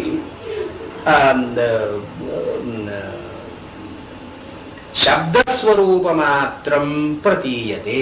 ಇದು ಬ್ರಹ್ಮನಿಗೆ ಶಬ್ದ ಪ್ರತೀಕ. ಇದು ಬ್ರಹ್ಮ ಅಭಿಧೇಯ. ಈ ಓಂ ಅಂತನ್ನೋದು ಅಭಿಧಾನ, ಶಬ್ದ ಪ್ರತೀಕ. ಪರಮಾತ್ಮನಃ ಅಭಿಧಾನಂ ನೇದಿಷ್ಠಂ, ತೀರ ಹತ್ತಿರದ ಹೆಸರು ಬ್ರಹ್ಮನಿಗೆ ಓಂ ಅಂತ. ಇನ್ಯಾವನ್ನ ಹೇಳಿದ್ರೂ ಕೂಡ ಬ್ರಹ್ಮನನ್ನ ನಿರ್ದೇಶನ ಮಾಡೋ ಹಾಗೆ ಆಗೋಲ್ಲ. ಓಂ ತತ್ಸದಿತಿ ಬ್ರಹ್ಮಣೋ ನಿರ್ದೇಶ ಅಂತ ಹೇಳಿ ಭಗವದ್ಗೀತೆಯಲ್ಲಿ ಬರ್ತಲ್ಲ. ಓಂ ಅಂತನ್ನೋದು ನೇದಿಷ್ಠಂ, ಅತ್ಯಂತ ಸಮೀಪವಾದಂಥ ಅಭಿಧಾನ ಬ್ರಹ್ಮನಿಗೆ ಓಂ ಅಂತನ್ನೋದು. ತಸ್ಮಿನ್ ಹಿ ಪ್ರಯುಜ್ಯಮಾನೇ, ಇದನ್ನ ಹಿಡಿದು ನಾವು ಬಳಸಿದರೆ ಸಹ ಪ್ರಸೀದತಿ, ಬ್ರಹ್ಮ ನಮ್ಮಲ್ಲಿ ಪ್ರಸನ್ನನಾಗುತ್ತಾನೆ. ಇಲ್ಲಿ ಜ್ಞಾನದ ಛಲ ಇಲ್ಲ. ಸಹ ಆಚಾರ್ಯರು ಹೇಳಿರೋ ಮಾತು ಪ್ರಸೀದತಿ, ಸಹ ಪ್ರಸೀದತಿ, ಬ್ರಹ್ಮ ಪ್ರಸನ್ನನಾಗುತ್ತಾನೆ. ಹೇಗೆ ಅಂದ್ರೆ ಪ್ರಿಯನಾಮಗ್ರಹಣ ಇವ ಲೋಕ. ಲೋಕದಲ್ಲಿ ಯಾರಾದರೂ ಜನ ನಮಗೆ ಅತ್ಯಂತ ಪ್ರಿಯವಾದ ಹೆಸರನ್ನು ಹಿಡಿದು ಕೂಗಿದರೆ ನಮ್ಗೆ ಹೇಗೆ ಸಂತೋಷವಾಗುತ್ತೋ ಹಾಗೆ ಬ್ರಹ್ಮ ಪ್ರಸೀದತಿ, ಈ ಓಂಕಾರದ ಉಪಾಸನೆಯಿಂದ ಪ್ರಸನ್ನನಾಗುತ್ತಾನೆ. ಇಲ್ಲಿ I would like you to, I would request you to appreciate the tone. ಎಷ್ಟು ವ್ಯತ್ಯಾಸ ಇಲ್ಲಿ ಇದನ್ನ ಹೇಳ್ತಾ ಯಾವ ಯಾವ ವೃತ್ತಿಯಲ್ಲಿ ಹೇಳಿದ್ದಾರೆ, ಯಾವ ಮನೋವೃತ್ತಿಯಲ್ಲಿ. ಇಲ್ಲಿ ಹೇಳ್ತಾ ಹೇಗೆ ಅವರು ಆ ಪ್ರಸೀದತಿ ಪ್ರೇಮಾತ್ ಅಂದ್ರೆ ಉಪಾಸನೆಗಾಗಿಯೇ ಓಂಕಾರ ಇರತಕ್ಕದ್ದು ಅಂತ ಅನ್ನೋದಕ್ಕೆ ಏನೇನು ಮಾತು ಬೇಕೋ ಎಲ್ಲ ಮಾತುಗಳಿಂದ ಇಲ್ಲಿ ಹೇಳಿದ್ದಾರೆ. ಅದನ್ನು ಇಲ್ಲಿ ಟೋಟಲ್ ಆಗಿ ಡಿನೈ ಮಾಡಿದ್ದಾರೆ. ಇಲ್ಲಿ ಮೊದಲಲ್ಲಿ ಓಂಕಾರ ಅಂತ ಅನ್ನೋದು ಉಪಾಸನೆಗಾಗಿ ಅಲ್ಲ, ಬರೀ ಜ್ಞಾನಕ್ಕಾಗಿ ಅಂತಂದ್ರೆ ಇದು ಆಚಾರ್ಯರ ಭಾಷೆ ಹೌದೋ ಅಲ್ಲವೋ ಅಂತ ನೀವು ನಿರ್ಧಾರ ಮಾಡೋದಕ್ಕೆ ಇದು ಒಂದು ಕ್ಲೂ. ಆಚಾರ್ಯ ಛಾಂದೋಗ್ಯ ಭಾಷೆ ಅಂತೂ ಅವರದ್ದೇ, ಅದರಲ್ಲಿ ಏನು ಯಾರ ಸಂಶಯವು. ಛಾಂದೋಗ್ಯ ಬೃಹದಾರಣ್ಯಕದಲ್ಲಿ ನಿರ್ವಿವಾದವಾಗಿ ಅವರದ್ದೇ. ಯಾಕೆಂದ್ರೆ ಅವ್ರ ಸೂತ್ರ ಭಾಷೆಯಲ್ಲಿ ಯಾವ್ಯಾವ ಪ್ರಮೇಯಗಳು ಉಪಯೋಗಿಸ್ತಾರೋ ಎರಡರಲ್ಲೂ ಬೇಕಾದಷ್ಟು ಬರುತ್ತೆ. ಆ ಭಾಷೆಯೂ ಒಂದೇ, ಈ ಭಾಷೆಯೂ ಒಂದೇ. ಭಾಷೆಯಿಂದ, ಶೈಲಿಯಿಂದ, ಧೋರಣೆಯಿಂದ ಈ ಬೃಹದಾರಣ್ಯಕ ಭಾಷ್ಯ, ಛಾಂದೋಗ್ಯ ಭಾಷ್ಯ ಮತ್ತು ಸೂತ್ರ ಭಾಷ್ಯ ಇದೆಲ್ಲ ಏಕಕರ್ತಕ, ಒಬ್ಬರೇ ಮಾಡಿದ್ದು ಅಂತ ಅನ್ನೋದ್ರಲ್ಲಿ ಯಾವ ಸಂಶಯಕ್ಕೂ ಅವಕಾಶ ಇಲ್ಲ. ಮಿಕ್ಕಾದ ಉಪನಿಷತ್ ಭಾಷ್ಯಗಳು ಹೇಗಾದರೂ ಇರಲಿ, ಈ ಮಾಂಡೂಕ್ಯದ ಭಾಷ್ಯ ಎಷ್ಟರ ಮಟ್ಟಿಗೆ ಆಚಾರ್ಯರದ್ದು ಅಂತ ಅನ್ನೋದಕ್ಕೆ ಇದು ಒಂದು ಶೈಲಿಯೇ ಬೇರೆ, ಅದು ಅವರ ಧೋರಣೆಗಳು ಬೇರೆ ಬೇರೆ. ತಥಾಚ ಮತ್ತು ಅರ್ಚಾದಿವತ್, ಅರ್ಚಾ ಅಂದ್ರೆ ಪ್ರತಿಮೆ, ಅರ್ಚನೆಗಾಗಿ ಬಳಸ್ತಕ್ಕಂಥ ಪ್ರತಿಮೆ. ಅವರು ತೈತರೀಯ ಭಾಷೆಯಲ್ಲಿ ಹೇಳುವಾಗ ಪ್ರತಿಮೇವ ವಿಷ್ಣೋ ಯಥಾ ಶಾಲಿಗ್ರಾಮ ಶಿಲಾಯಾಂ ವಿಷ್ಣು ಉಪಾಸ್ಯತ್ವೇನ ಪ್ರತೀಯತೆ. ಸೂತ್ರ ಭಾಷೆಯಲ್ಲಿ ಶಾಲಿಗ್ರಾಮ ಶಿಲೆಯಲ್ಲಿ ಹೇಗೆ ನಾವು ವಿಷ್ಣುವನ್ನು ನೋಡ್ತೀವೋ, ವಿಷ್ಣು ಪ್ರತಿಮೆಯಲ್ಲಿ ವಿಷ್ಣು ಬುದ್ಧಿಯನ್ನು ಹೇಗೆ ಇಟ್ಕೊಳ್ತೀವೋ ಅಂತ ಬಹಳ ಕಡೆ ವಿಷ್ಣು ವಿಷ್ಣು ಪ್ರತಿಮೆ ಅಂತ ಅನ್ನೋದನ್ನು ಆಚಾರ್ಯರು ಬಳಸಿದ್ದಾರೆ. ಹೀಗೆ ಅರ್ಚಾದಿವತ್ ಪರಸ್ಯ ಆತ್ಮನಃ ಅಂದ್ರೆ ಶಾಲಿಗ್ರಾಮ ಶಿಲೆಯೇ ವಿಷ್ಣು ಅಂತ ಯಾರು ಹೇಳೋಲ್ಲ. ಅದಕ್ಕೆ ಇದು ಒಂದು ಪ್ರತೀಕ, ಒಂದು ಸಿಂಬಲ್. ಹಾಗೆ ಇದು ಓಂಕಾರ ಅಂತ ಅನ್ನೋದು ಒಂದು ಸಿಂಬಲ್. ಪ್ರತೀಕಂ ಸಂಪದ್ಯತೆ. ಏವಂ ನಾಮತ್ವೇನ ಪ್ರತೀಕತ್ವೇನ ಚ ಪರಮಾತ್ಮ ಉಪಾಸನ ಸಾಧನಂ ಶ್ರೇಷ್ಠಂ ಇತಿ ಸರ್ವ ವೇದಾಂತೇಷ್ವವಗತಂ. ಇದು ಆಚಾರ್ಯರ ಭಾಷೆ. ಇದು ಯಾರು ಬೇಕಾದ್ರೂ ನೋಡ್ಬೋದು, ನಾನು ಹೇಳ್ತಾ ಇಲ್ಲ. ಆಚಾರ್ಯ ಅದು ಮೊದಲನೇ ಅಧ್ಯಾಯ, ಮೊದಲನೇ ಮಂತ್ರ ಛಾಂದೋಗ್ಯ ಉಪನಿಷತ್ತಿನಲ್ಲಿ ಮೊದಲನೇ ಮಂತ್ರದ್ದೇ. ವೇದಾಂತದಲ್ಲಿ ಏನು ಹೇಳ್ತಾ ಇದ್ದಾರೆ ಅಂದ್ರೆ ಉಪಾಸನೆಯನ್ನು ವೇದಾಂತದಲ್ಲಿ ಹೇಳ್ತಾ ಇದ್ದಾರೆ ಅಂತ ಹೇಳಿದ್ದಾರೆ ಆಚಾರ್ಯ. Contrary to what is being circulated as his view. ಏವಂ ಈ ರೀತಿಯಾಗಿ ನಾಮತ್ವೇನ ಈ ಓಂಕಾರ ಅಂತ ನಾವು ಹೆಸರನ್ನು ಇಟ್ಕೊಂಡು ಅಥವಾ ಪ್ರತೀಕತ್ವೇನ ಅರ್ಚಾಮೂರ್ತಿಗಳನ್ನು ಅಥವಾ ಶಾಲಿಗ್ರಾಮವನ್ನು ಇಟ್ಟುಕೊಂಡು ಇದು ಕೂಡಿ ಪರಮಾತ್ಮೋಪಾಸನ ಸಾಧನಂ ಶ್ರೇಷ್ಠಂ, ಈ ಪರಮಾತ್ಮನ ಉಪಾಸನೆಯನ್ನು ಮಾಡತಕ್ಕದ್ದು ಶ್ರೇಷ್ಠ. ಇತಿ ಸರ್ವವೇದಾಂತೇಷು ಅವಗತಂ, ಎಲ್ಲಾ ಉಪನಿಷತ್ತುಗಳಲ್ಲಿಯೂ ಇದನ್ನೇ ಹೇಳಿರೋದು. ವೇದಾಂತ ಅಂದ್ರೆ ಉಪನಿಷತ್ತು ಅಂತ ಅವರ ಮಾತಿನಲ್ಲಿ. ಸರ್ವವೇದಾಂತೇಷು ಅವಗತಂ ಜಪಕರ್ಮ ಸ್ವಾಧ್ಯಾಯಾದ್ಯಂತೇಷು ಚ ಬಹುಶಃ ಪ್ರಯೋಗಾತ್ ಪ್ರಸಿದ್ಧಮಸ್ಯ ಶ್ರೈಷ್ಠ್ಯಂ. ಯಾಕೆಂದ್ರೆ ಈ ಶ್ರೇಷ್ಠತೆ ಹೇಗೆ ಗೊತ್ತಾಗುತ್ತೆ ಅಂದ್ರೆ ಜಪ ಕರ್ಮ ಸ್ವಾಧ್ಯಾಯಾದ್ಯಂಶೇಷು, ಈ ಉಪಾಸನೆಗೆ ನೆರವಾಗಿ ಜಪವನ್ನ ಅಂತ ಮಾಡ್ತೀವಿ, ಕರ್ಮಗಳನ್ನು ಮಾಡ್ತೀವಿ, ಇತ್ಯಾದಿ ಸ್ವಾಧ್ಯಾಯವನ್ನು ಅಧ್ಯಯನವನ್ನು ಮಾಡ್ತೀವಿ. ಇದು ಲೋಕದಲ್ಲೆಲ್ಲ ಪ್ರಸಿದ್ಧವಾಗಿದೆಯಲ್ಲ. ಇದು ಆಚಾರ್ಯ ಹೀಗೆ ಇದು ಜ್ಞಾನಕಾಂಡವೇ ಉಪನಿಷತ್ತು ಜ್ಞಾನಕಾಂಡವೇ ಅಂತ ಹೇಳೋ ಮಾತನ್ನ ಇಲ್ಲಿ ಅವರು ಪುಷ್ಟೀಕರಿಸ್ತಾ ಇಲ್ಲ. ಉಪಾಸನೆಗೂ ಒಂದು ಸ್ಥಾನ ಇದೆ. ರಾಮಾನುಜಾಚಾರ್ಯರು ಮಧ್ವಾಚಾರ್ಯರು ಇದನ್ನೇ ಹೇಳಿದರು. ಅವ ಇದನ್ನು ಬಿಟ್ಟವರು ಏನು ಹೇಳಿಲ್ಲ, ಅಥವಾ ಶಂಕರಾಚಾರ್ಯರು ಹೇಳದೇ ಇರೋದನ್ನು ಅವರೇನು ಹೊಸದಾಗಿ ಹೇಳಲಿಲ್ಲ. ಈ ಆಚಾರ್ಯರು ಹೇಳಿರೋದನ್ನೇ ಅವರು ಒಂದು ಸ್ವಲ್ಪ ಅಂಡರ್ಲೈನ್ ಮಾಡಿ ಹೇಳಿದ್ರೆ ಅಷ್ಟೇ. ಆಚಾರ್ಯರು ಬಿಟ್ಟದ್ದನ್ನು ಅವರೇನು ಹೇಳಿಲ್ಲ. ಆಚಾರ್ಯರು ಉಪಾಸನೆಗಾಗಿಯೇ ಉಪನಿಷತ್ತು ಅಂತ ಹೇಳಿದ್ದಾರೆ. ಇಲ್ಲಿ ಮುಂದೆ ಪ್ರಕೃತ ಈ ಓಂಕಾರ ಅಂತ ಅನ್ನೋದು ಹೇಗೆ ಬಂತು ಅಂತ ಅನ್ನೋದ್ರ ಬಗ್ಗೆ ಛಾಂದೋಗ್ಯದಲ್ಲಿ ಬರುವುದು. ನನಗೆ ಯೇಷಾಂ ಭೂತಾನಾಂ ಪೃಥ್ವೀರಸಃ, ಈ ಲೋಕದಲ್ಲಿ ನಾವು ಏನೇನು ನೋಡ್ತೀವಿ, ಯಾವ್ಯಾವುದು ಇದೆ, ಭೂತ ಅಂದ್ರೆ ವರ್ತಮಾನ, ಯಾವ್ಯಾವುದಕ್ಕೆ ನಾಮರೂಪಗಳಿಂದ ಒಂದು ನೆಲೆ ಸಿಕ್ಕಿದೆ, ಯೇಷಾಂ ಭೂತಾನ, ಇದೆಲ್ಲಕ್ಕೂ ಕೂಡ ಪೃಥ್ವೀ ರಸಃ, ಈ ಪೃಥ್ವಿ ಅನ್ನತಕ್ಕಂತಹ ಧಾತು ಇದೆಯಲ್ಲ ಇದು ರಸಃ. ರಸಃ ಸಾರಶ್ಚ ವರಶ್ಚ. ಈ ರಸ ಅಂತ ಅನ್ನೋ ಮಾತಿಗೆ ಏನರ್ಥ? ಸಾರ, ಎಸೆನ್ಸ್ ಅಂತ ಅರ್ಥ. ವರ ಅಂದ್ರೆ ಶ್ರೇಷ್ಠ ಅಂತ ಅರ್ಥ. ಸಾರೋ ರಸ, ರಸೋ ಸಾರಃ ವರಶ್ಚ ಅಂತ ಅಂದ್ರೆ ನಿಘಂಟುವಿನಲ್ಲಿ. ರಸ ಅಂದ್ರೆ ಸಾರಭೂತವಾದದ್ದು, ದಿ ಎಸೆನ್ಸ್. ಇದು ಬಿಟ್ಟು ಅದಿಲ್ಲ. ಪೃಥ್ವಿಯನ್ನು ಬಿಟ್ಟು ಯಾವ ಭೂತಗಳು ಇರೋ ಹಾಗಿಲ್ಲ. ಆದ್ದರಿಂದ ಎಲ್ಲಾ ಭೂತಗಳಿಗೂ ಕೂಡ ಪೃಥ್ವಿ ಅಂತ ಅನ್ನೋದು ರಸ. ಪೃಥವ್ಯಾ ಆಪೋ ರಸಃ, ಈ ಪೃಥ್ವಿ ಧಾತುವಿಗೆ ಈ ನೀರು ಅಂತಿದೆಯಲ್ಲ ಇದ ರಸ.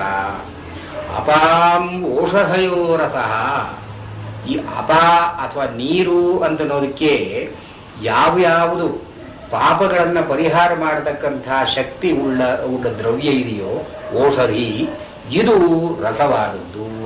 ನೀರಿಗೆ ಪಾಪ ಪರಿಹಾರಕವಾದ ಒಂದು ಶಕ್ತಿ ಇದೆ. ಅದು ಶಕ್ತಿಯೇ ನಮ್ಮ ಅಘವರ್ಷಣ ಜಪದಲ್ಲಿ ಆಪೋ ಸೂಕ್ತಗಳಲ್ಲಿ ಎಲ್ಲ ಬರುತ್ತೆ. ಆಪೋಹಿಷ್ಟ ಮನೋಭವಸ್ಥಾನ ಊರ್ಜೆ, ಇದೇ ಅರ್ಥವನ್ನೇ ಕೊಡ್ತಕ್ಕಂಥದ್ದು. ಓಷಧೀನಾಂ ಪುರುಷೋ ರಸಃ, ಈ ಶುದ್ಧಿಕಾರಕವಾದಂತಹ ದ್ರವ್ಯಕ್ಕೆ ಪುರುಷ ಅಥವಾ ಆತ್ಮ ಅಂತ ಯಾರಿದ್ದಾನೆ ಇವನೇ ರಸ. ಪುರುಷಸ್ಯ ವಾಗ್ರಸ, ಈ ಪುರುಷನಿಗೆ ಆತ್ಮನಿಗೆ ವಾಕ್ ಅಂದ್ರೆ ಎಕ್ಸ್ಪ್ರೆಸಿಬಿಲಿಟಿ, ಎಕ್ಸ್ಪ್ರೆಷನ್ ಅಂದ್ರೆ ವ್ಯವಹಾರಕ್ಕಾಗಿ ತೊಡಗತಕ್ಕಂಥ ಒಂದು ಶಕ್ತಿ ವಾಕ್, ಇದು ರಸ. ವಾಚ ಋಕ್ ರಸ, ವಾಚ ಈ ವಾಕಿಗೆ ಋಗ್ವೇದ ಅಂತ ಅನ್ನೋದು ರಸ. ರುಚಃ ಸಾಮರಸ, ಈ ಋಗ್ವೇದಕ್ಕೆ ಸಾಮವೇದ ಅಂತ ಅನ್ನೋದು ರಸ.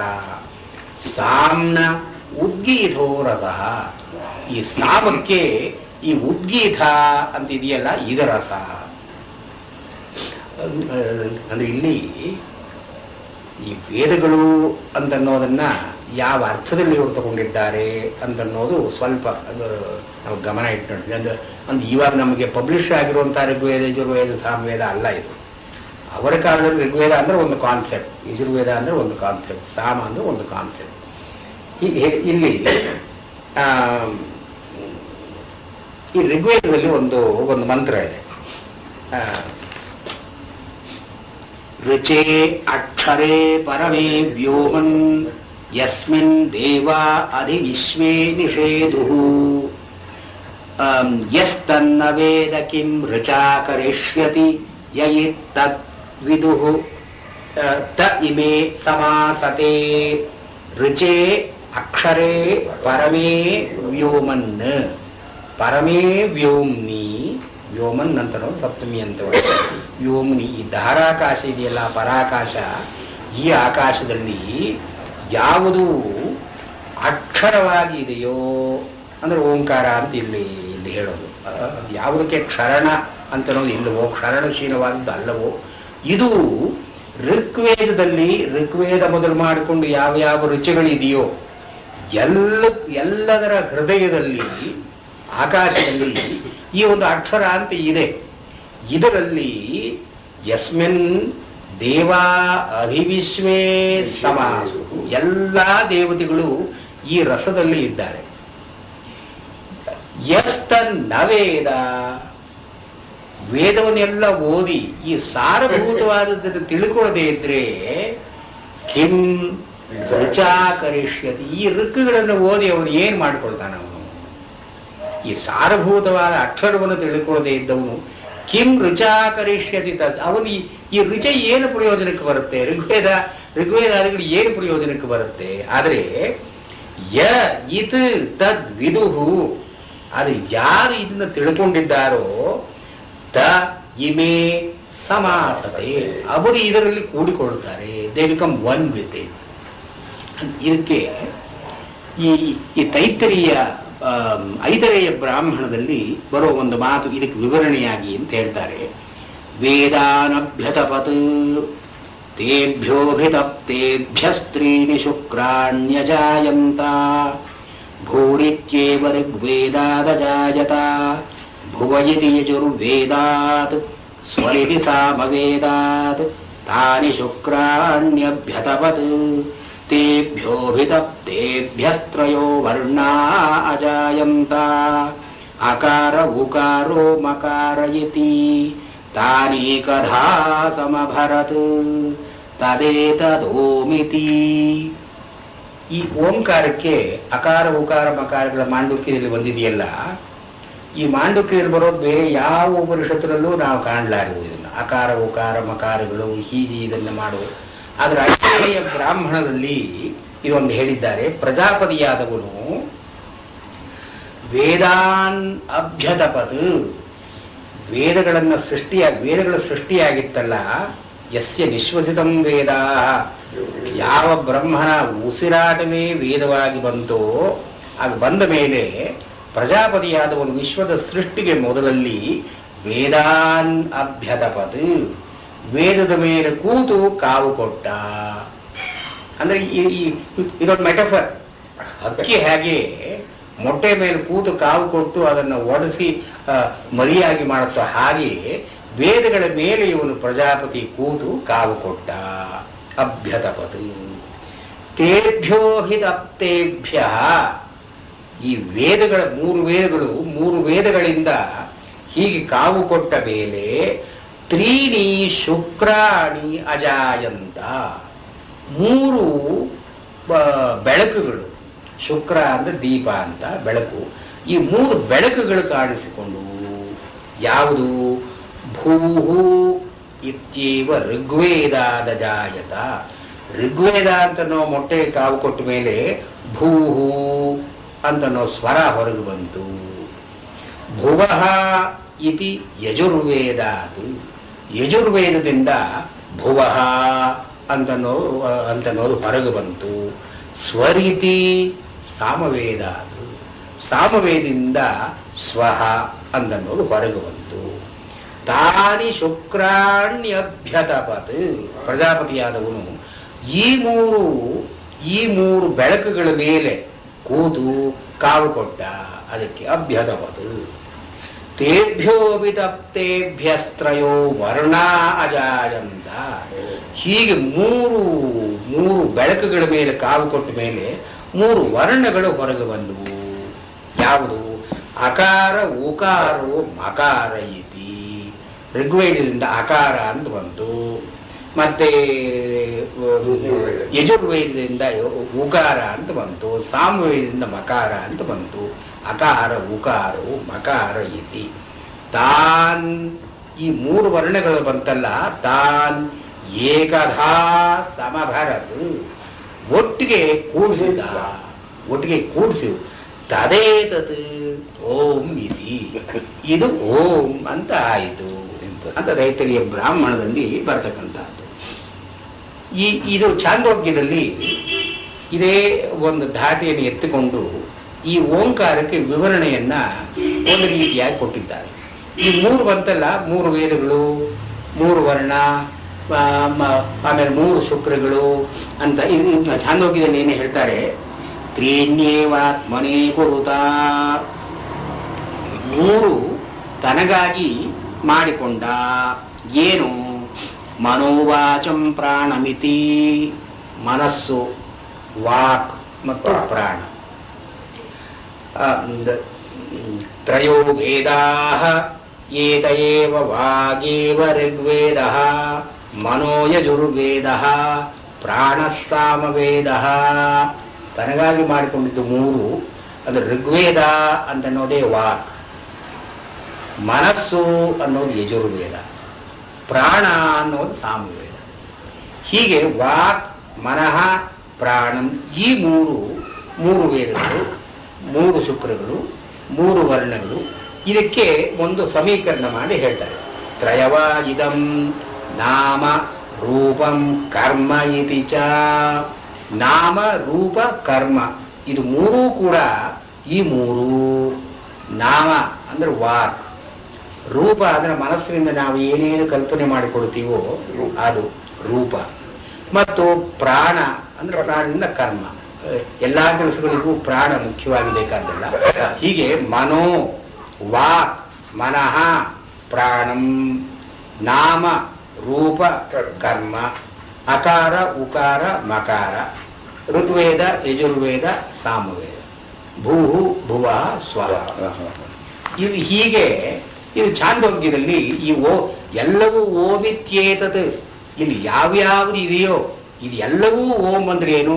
ಇನ್ನೊಂದ್ಸಲ ಹೇಳಿ ಸರ್, ಯಾವ್ದು ಹೇಳಿ? ನಾಮ, ರೂಪ, ಕರ್ಮ ಅದು ಮೊದಲೇ ಹೇಳಿದ್ರು. ಇದು ಛಾಂದೋಗ್ಯದಲ್ಲಿ 1ನೇ ಅಧ್ಯಾಯ 5ನೇ ಇದಲ್ಲಿ ಬರುತ್ತೆ. 1:5, 1, 2, 3. ಆತ್ಮ ತಲೆಗಾಗಿ ಮಾಡಿಕೊಂಡಿದ್ದು ಮೂರು: ಮನಸ್ಸು, ವಾಕ್, ಮನಃ, ಪ್ರಾಣ. ವಾಕ್, ಮನಃ, ಪ್ರಾಣ.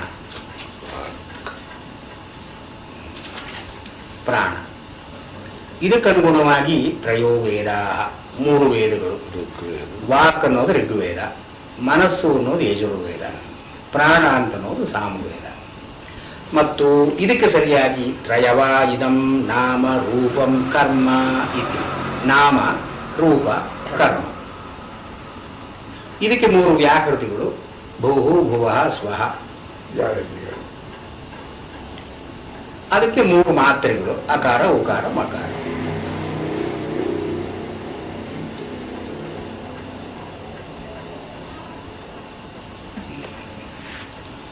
ಇಲ್ಲಿ ಈ ಒಂದು ಅರ್ಥ, ಇದು ಮೂರು ಒಂದಾಯ್ತಲ್ಲ, ಮೂರು ಏಕಧಾ ಸಮಭ್ಯಹರತ್. ಈ ಅಕಾರ ಉಕಾರಗಳನ್ನು ಮಾಡಿ ಒಂದು ಮಾಡಿದ್ನಲ್ಲ, ಇಲ್ಲಿ ಛಾಂದೋಗ್ಯ ನಡೆಸಿದ್ದು 1:3-8.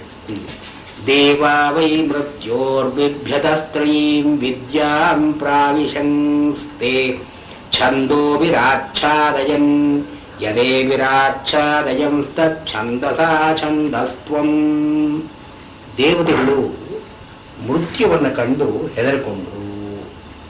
ಈ ಮೃತ್ಯು ಅಂತನ್ನೋದು ಯಾವ್ಯಾವ ಕ್ಷಣಶೀಲವಾಗಿ ಉತ್ಪತ್ತಿ, ಸ್ಥಿತಿ, ಲಯಗಳಿಗೆ ಸೇರಿರುತ್ತೋ ಇದಕ್ಕೆಲ್ಲ ಮೃತ್ಯು ಅಂತ ಒಂದು ಕಾಮನ್ ನೇಮ್. ದೇವಾಹ ವೈ ಮೃತ್ಯೋ ಬಿಭ್ರತ ಅವಿಭ್ಯತ. ದೇವತೆಗಳು ಈ ವಿಕಾರ ತಮಗಾಗುತ್ತೆ ಅಂತನ್ನೋದರಿಂದ ಹೆದರಿಕೊಂಡ್ರು. ಎಲ್ಲಕ್ಕೂ ವಿಕಾರ ಅಂತ ಒಂದು ಉಂಟು: ಉತ್ಪತ್ತಿ, ಸ್ಥಿತಿ, ಭಂಗ, ಇದೆಲ್ಲ ವಿಕಾರ ರೂಪವಾದದ್ದು. ದೇವಾವೈ ಮೃತ್ಯೋ ಬಿಭ್ಯತ. ದೇವತೆಗಳಿಗೆ ಈ ವಿಕಾರ ಅಥವಾ ಮೃತ್ಯು ಅಂತ ಅನ್ನೋದು ಹೆದರುತ್ತು. ತಾಂಗ್ ತೇ ತ್ರಯೀಂ ವಿದ್ಯಾಂ ಪ್ರಾವಿಶನ್. ಅವ್ರು ಏನು ಮಾಡಿದ್ರು, ಈ 3 ವಿದ್ಯೆಗಳಿತ್ತಲ್ಲ, ಋಗ್ವೇದ, ಯಜುರ್ವೇದ, ಸಾಮವೇದ, ಈ ವೇದಗಳಲ್ಲಿ ಮೊರೆ ಹೊಕ್ಕರು, ವೇದಗಳ ಒಳಗೆ ಹೋಗಿ ಸೇರಿಕೊಂಡ್ರು. ಅಂದ್ರೆ ತಮ್ಮನ್ನ ವಿಕಾರಕ್ಕೆ ತೋರ್ಪಡಿಸಿಕೊಳ್ಳಬಾರದು ಅಂತ ಹೇಳಿ ಮರ್ಮಾಚಿ ಈ 3 ವೇದಗಳಲ್ಲಿ ಹೋಗಿ ಸೇರಿಕೊಂಡ್ರು. ಅವರು ಸೇರಿಕೊಂಡು ತಮ್ಮ ರೂಪವನ್ನ ಮೃತ್ಯುವಿಗೆ ಕಾಣಿಸದೇ ಇದ್ದುದರಿಂದ ಇದು ಮುಚ್ಚಿಟ್ಟ ಹಾಗಾಯಿತು, ಮುಸುಕದ ಹಾಗಾಯಿತು. ಈ ಛಾದನ ಅಂದ್ರೆ ಮುಚ್ಚೋದು. ಯಾವುದು ಛಾದನ ಮಾಡಿತೋ, ಯಾವುದು ಅಡಗಿಸಿತೋ ಅದನ್ನೇ ಛಂದಸ್ ಅಂತ ಕರೀತು. ಛಂದ ಅಂತ ಅನ್ನೋ ಮಾತಿಗೆ ಇದೇ ಅರ್ಥ. ಛಂದಸಾಂ ಛಂದಸ್ತ್ವಂ, ಛಂದಸ್ ಅಂತ ಅನ್ನೋ ಮಾತಿಗೆ ಛಾದನ. ಛಂದೋಭಿ ಆಚ್ಛಾದಯನ್ ಯದೇಭಿ ಆಚ್ಛಾದಯನ್ ತತ್ ಛಂದಸಾಂ ಛಂದಸ್ತ್ವಂ. ಇದು ಛಂದಸ್ಸಿನ ಛಂದಸ್ತ್ವ, ಛಂದಸ್ಸಾಗತಕ್ಕಂಥದ್ದು. ಇಲ್ಲಿ ಭಯ ಅಂತ ಅನ್ನೋದಕ್ಕೆ ಆಚಾರ್ಯರು ಹೇಳಿರೋದು ವೈದಿಕ ಕರ್ಮಗಳಲ್ಲಿ ತೊಡಗತಕ್ಕಂಥದ್ದು ಭಯ. ವೈದಿಕಂ ಕರ್ಮ ಪ್ರಾರಬ್ಧವಂತಹ ಇತ್ಯರ್ಥ. ದೇವತೆಗಳು ಋಗ್ವೇದ, ಯಜುರ್ವೇದ, ಸಾಮವೇದಗಳು ಎಲ್ಲ ಕರ್ಮವನ್ನು ಹೇಳ್ತಾ ಇದೆ, ಯಜ್ಞಯಾಗಾದಿಗಳನ್ನು ಹೇಳ್ತಾ ಇದೆ. ನಾವೆಲ್ಲಿ ಯಜ್ಞಯಾಗಾದಿಗಳನ್ನು ಮಾಡಬೇಕಾಗುತ್ತೋ ಅಂತ ಹೆದರ್ಕೊಂಡ್ರು ದೇವತೆಗಳು. ಅದು ಸ್ವಾರಸ್ಯವಾದ ವ್ಯಾಖ್ಯಾನ ನೋಡಿ. ವೈದಿಕಂ ಕರ್ಮ ಪ್ರಾರಬ್ಧವಂತಹ ಇತ್ಯರ್ಥ. ಇವರು ಈ 3 ವೇದಗಳಿಗೆ ಮೊರಹೊಕ್ಕರು ಅಂತಂದ್ರೆ ಈ ವಿಕಾರದಿಂದ ತಪ್ಪಿಸಿಕೊಳ್ಳೋದಕ್ಕಾಗಿ ವೈದಿಕ ಕರ್ಮಗಳನ್ನು ಮಾಡೋದಕ್ಕೆ ತೊಡಗಿದರು. ಅಂದ್ರೆ ತಮಗೆ ಯಾವುದು ಭಯವೋ, ಭಯದಿಂದ ಭಯ ನಿವೃತ್ತಿ. ಅಂದ್ರೆ ಋಗ್ವೇದ, ಯಜುರ್ವೇದ, ಸಾಮವೇದಗಳನ್ನು ಹಿಡಿದು ವೈದಿಕ ಕರ್ಮಗಳನ್ನು ಮಾಡೋದಕ್ಕೆ ತೊಡಗಿದರು. ಇದವರ ಆಚ್ಛಾದನ. ತಮ್ಮ ಬಯಕೆಯನ್ನ ಗೂಹನ ಮಾಡಿ ಅದರ ಅಡಗಿಸಿ ಕಾರ್ಯದಲ್ಲಿ ತೋರಿಸಿಕೊಂಡ್ರು. ವೈದಿಕಂ ಕರ್ಮ ಪ್ರಾವಿಶನ್ ಪ್ರವಿಷ್ಟವಂತಹ ವೈದಿಕಂ ಕರ್ಮ ಪ್ರಾರಬ್ಧವಂತಹ ಇತ್ಯರ್ಥ. ತನ್ಮೃತ್ಯೋಸ್ತ್ರಾಣಂ ಮನ್ಯಮಾನ ಇತ್ಯರ್ಥ. ಅದಿರಲಿ, ಇದು ಮೃತ್ಯು ಅಂತ ಅನ್ನೋದಕ್ಕೆ ಅವರು ಕೊಟ್ಟರು ಅರ್ಥ. ತಾನು ತತ್ರ ಮೃತ್ಯುರ್ ಯಥಾ ಮತ್ಸ್ಯ ಮುದಕೆ ಪರಿಪಶ್ಯೇ ದೇವಂ ಪರ್ಯಪಶ್ಯತ್ ರುಚಿ ಸಾಮ್ನಿ ಯಜುಷಿ. ಆದ್ರೆ ಋಗ್ವೇದ, ಯಜುರ್ವೇದ, ಸಾಮವೇದಗಳ ಒಳಗೆ ಹೋಗಿ ಇವರು ಮೊರೆ ಹೊಕ್ಕು ಕೂತ್ಕೊಂಡ್ರು ಕೂಡ ಈ ಮೃತ್ಯು ಏನು ಮಾಡಿತು, ತಾನು ತತ್ರ ಮೃತ್ಯು ಯಥಾ ಮತ್ಸ್ಯಂ ಉದಕೆ ಪರಿಪಶ್ಯೇತ್. ನೀರಿನಲ್ಲಿ ನಾವು ಮೀನನ್ನು ಹೇಗೆ ನೋಡ್ತೀವೋ ಹಾಗೆ ಮೃತ್ಯು ಇವರನ್ನು ಕಂಡುಕೊಂಡ. ಅದು ತೀರಾ ಬಚ್ಚಿಡೋದು ಯಜ್ಞಯಾಗಾದಿಗಳಿಂದ ಸಾಧ್ಯ ಇಲ್ಲ. ವೈದಿಕ ಕರ್ಮಗಳಿಂದ ಇದರ ಬಚ್ಚಿ ಭಯದ ಒಂದು ಹೋಗೋದು ಸಾಧ್ಯ ಇಲ್ಲ. ಅದು ತಾನು ಮೃತ್ಯುರು ಯಥಾ ಮತ್ಸ್ಯ ಮುದಕೆ ಪರಿಪಶ್ಯೇತ್ ಏವಂ ಪರ್ಯಪಶ್ಯತ್. ಎಲ್ಲಿ? ರುಚಿ ಸಾಮ್ನಿ ಯಜುಷಿ. ಋಗ್ವೇದದಲ್ಲಿ ಕಾಣಿಸ್ಕೊಂಡ್ರು, ಯಜುರ್ವೇದದಲ್ಲಿ ಕಾಣಿಸ್ಕೊಂಡ್ರು, ಸಾಮವೇದದಲ್ಲಿ ಕಾಣಿಸ್ಕೊಂಡ್ರು. ತೇನು ವಿದಿತ್ವಾ ಉದಿತ್ವಾ ಊರ್ಧ್ವಾ ರುಚ ಸಾಮ್ನೋ ಯಜುಷಃ ಸ್ವರವೇವ ಪ್ರಾವಿಶನ್. ಆಗ ಇವರು ಊರ್ಧ್ವ ಇವುಗಳಿಂದ ಮೇಲೆ ಎದ್ದು ವೈದಿಕೇನ ಕರ್ಮಣ ಸಂಸ್ಕೃತ ಶುದ್ಧಾತ್ಮನಃ ಸಂತಹ ಮೃತ್ಯೋರ್ಚಿಕೀರ್ಷಿತಂ ವಿದಿತವಂತಹ. ಹೀಗೆ ತಿಳ್ಕೊಂಡವರಾಗಿ ಮೇಲೆ ಎದ್ದು ಈ ಕರ್ಮಗಳಿಂದ ವ್ಯಾವೃತ್ತ ಕರ್ಮಭ್ಯ, ಈ ಕರ್ಮಗಳನ್ನೆಲ್ಲ ಬಿಟ್ಟು. ಇಲ್ಲಿ ಆಚಾರ್ಯರು ಕೊಟ್ಟರು ವ್ಯಾಖ್ಯಾನ. ಇವು ದೇವತೆಗಳು ಇಲ್ಲಿದ್ದರೆ ನಮಗೇನು ಸುಖ ಇಲ್ಲ, ಇಲ್ಲಿದ್ರೂ ಮೃತ್ಯು ನಮ್ಮನ್ನು ನೋಡ್ತಾ ಇದೆ ಅಂತ ಹೇಳಿ ಅವುಗಳಿಂದ ಮೇಲೆ ಎದ್ದರು ದೇವತೆಗಳು. ಇವುಗಳಿಂದ ಮೇಲೆ ಎದ್ರು ಅಂದ್ರೆ ಏನು? ಕರ್ಮಗಳಿಂದ ಬಿಟ್ಟು, ಕರ್ಮಗಳನ್ನು ಮಾಡೋದನ್ನು ಬಿಟ್ರು ಇವರು. ವಿಸ್ತಾರತ ತೇ ಊರ್ಧ್ವಾ ವ್ಯಾವೃತ್ತಾ ಕರ್ಮಭ್ಯ, ಕರ್ಮಗಳಿಂದ ಮಾಡುವುದನ್ನು ಬಿಟ್ಟು ಊರ್ಧ್ವಾ. ಈ ರುಚಃ ಸಾಮ್ನೋ ಯಜುಷಃ ಸ್ವರಂ ಏವ ಪ್ರಾವಿಶನ್. ಯಾವುದು ಈ 3ಕ್ಕೂ ಸ್ವರರೂಪವಾಗಿದೆಯೋ ಅಂದ್ರೆ ಅಕಾರ, ಉಕಾರ, ಮಕಾರ ಅಂತ ನಾವು ಹೇಳ್ಕೊಳ್ಬೇಕು. ಇಲ್ಲಿ ಆ ಐತರೇಯ ಬ್ರಾಹ್ಮಣದ ಬ್ಯಾಕ್ಗ್ರೌಂಡ್ ಅಲ್ಲಿ ಇಲ್ಲಿ ನಾವು ಹೀಗೆ ತಗೊಂಡು ಆ ಸ್ವರಗಳಲ್ಲಿ ಹೋಗಿ ಸೇರಿಕೊಂಡ್ರು ಇವರು. ಸೇರಿಕೊಂಡ ಮೇಲೆ ಯದಾವ ರಚಮಾ ಇತ್ಯಾದಿಯಾಗಿ ಹೇಳ್ಕೊಂಡು ಬರ್ತಾರೆ. ಯಜುರೇಷವು ಸ್ವರೋ ಯದೇತದಕ್ಷರಮೇತದಮೃತಂ ಅಭಯಂ ತತ್ ಪ್ರವೇಶ್ಯ ದೇವ ಅಮೃತ ಅಭಯ ಭವನ್. ಈಗ ಆಚಾರ್ಯ ಹೇಳ್ತಾರೆ ಇಲ್ಲಿ, ಓಂಕಾರೋಪಾಸನ ಪರಾ ಸಂವೃತ್ತ ಸ್ವರಂ ಸ್ವರಶಬ್ದಿತಂ ಪ್ರಾವಿಶನ್ನೇವ ಪ್ರವಿಷ್ಟವಂತಹ ಓಂಕಾರೋಪಾಸನ ಪರಾ ಸಂವೃತ್ತ. ದೇವತೆಗಳು ಏನ್ ಮಾಡಿದ್ರು, ಓಂಕಾರದ ಉಪಾಸನೆಗೆ ತೊಡಗಿದರು. ತೊಡಗಿದ ಮೇಲೆ ಅವರು ಅಮೃತಂ ಅಭಯಂ, ಇದು ಓಂಕಾರದ ಉಪಾಸನೆ ಅಂತ ಅನ್ನೋದಕ್ಕೆ ಕ್ಷಯ ಇಲ್ಲ, ಮತ್ತು ಅಲ್ಲಿ ಭೀತಿ ಅಂತ ಅನ್ನೋದಿಲ್ಲ. ಹೀಗೆ ಅದರಲ್ಲಿ ಇವರು ಹೋಗಿ ಸೇರಿಕೊಂಡ ಮೇಲೆ ದೇವಾಹ ಅಮೃತ ಅಭಯ ಅಭೂವನ್, ದೇವರು ಅಮೃತರಾದರು ಮತ್ತು ಅಭಯ ಭೀತಿರಹಿತರಾದವರಾದರು. ಹೀಗೆ ಈ ಓಂಕಾರದ ಒಂದು ವೈಶಿಷ್ಟ್ಯವನ್ನ ಇಲ್ಲಿ ಹೇಳಿ ಇಲ್ಲಿ ಮುಂದಕ್ಕೆ ಅದರ ಬೃಹದಾರಣ್ಯಕದಲ್ಲಿ ಒಂದು ಬರುತ್ತೆ. ಬೃಹದಾರಣ್ಯಕದಲ್ಲಿ ಓಂ ಖಂ ಬ್ರಹ್ಮ, ಖಂ ಅಂತ ಅನ್ನೋದ್ರೆ ಬ್ರಹ್ಮ, ಓಂ ಅಂತ ಅನ್ನೋದ್ರೆ ಖಂ ಬ್ರಹ್ಮ ಅಂತ ಹೇಳಿದ್ದಾರೆ. ಆ ಖಂ ಅಂದ್ರೆ ಆಕಾಶ, ಪರಾಕಾಶ, ಅದರದ್ದು ಏನು ಅಂತ ಮುಂದೆ ಹೇಳಿ. ಅಂದ್ರೆ ಈಗ ಉಪಾಸನೆಗೆ ವೇದಾಂತ ಅಂತ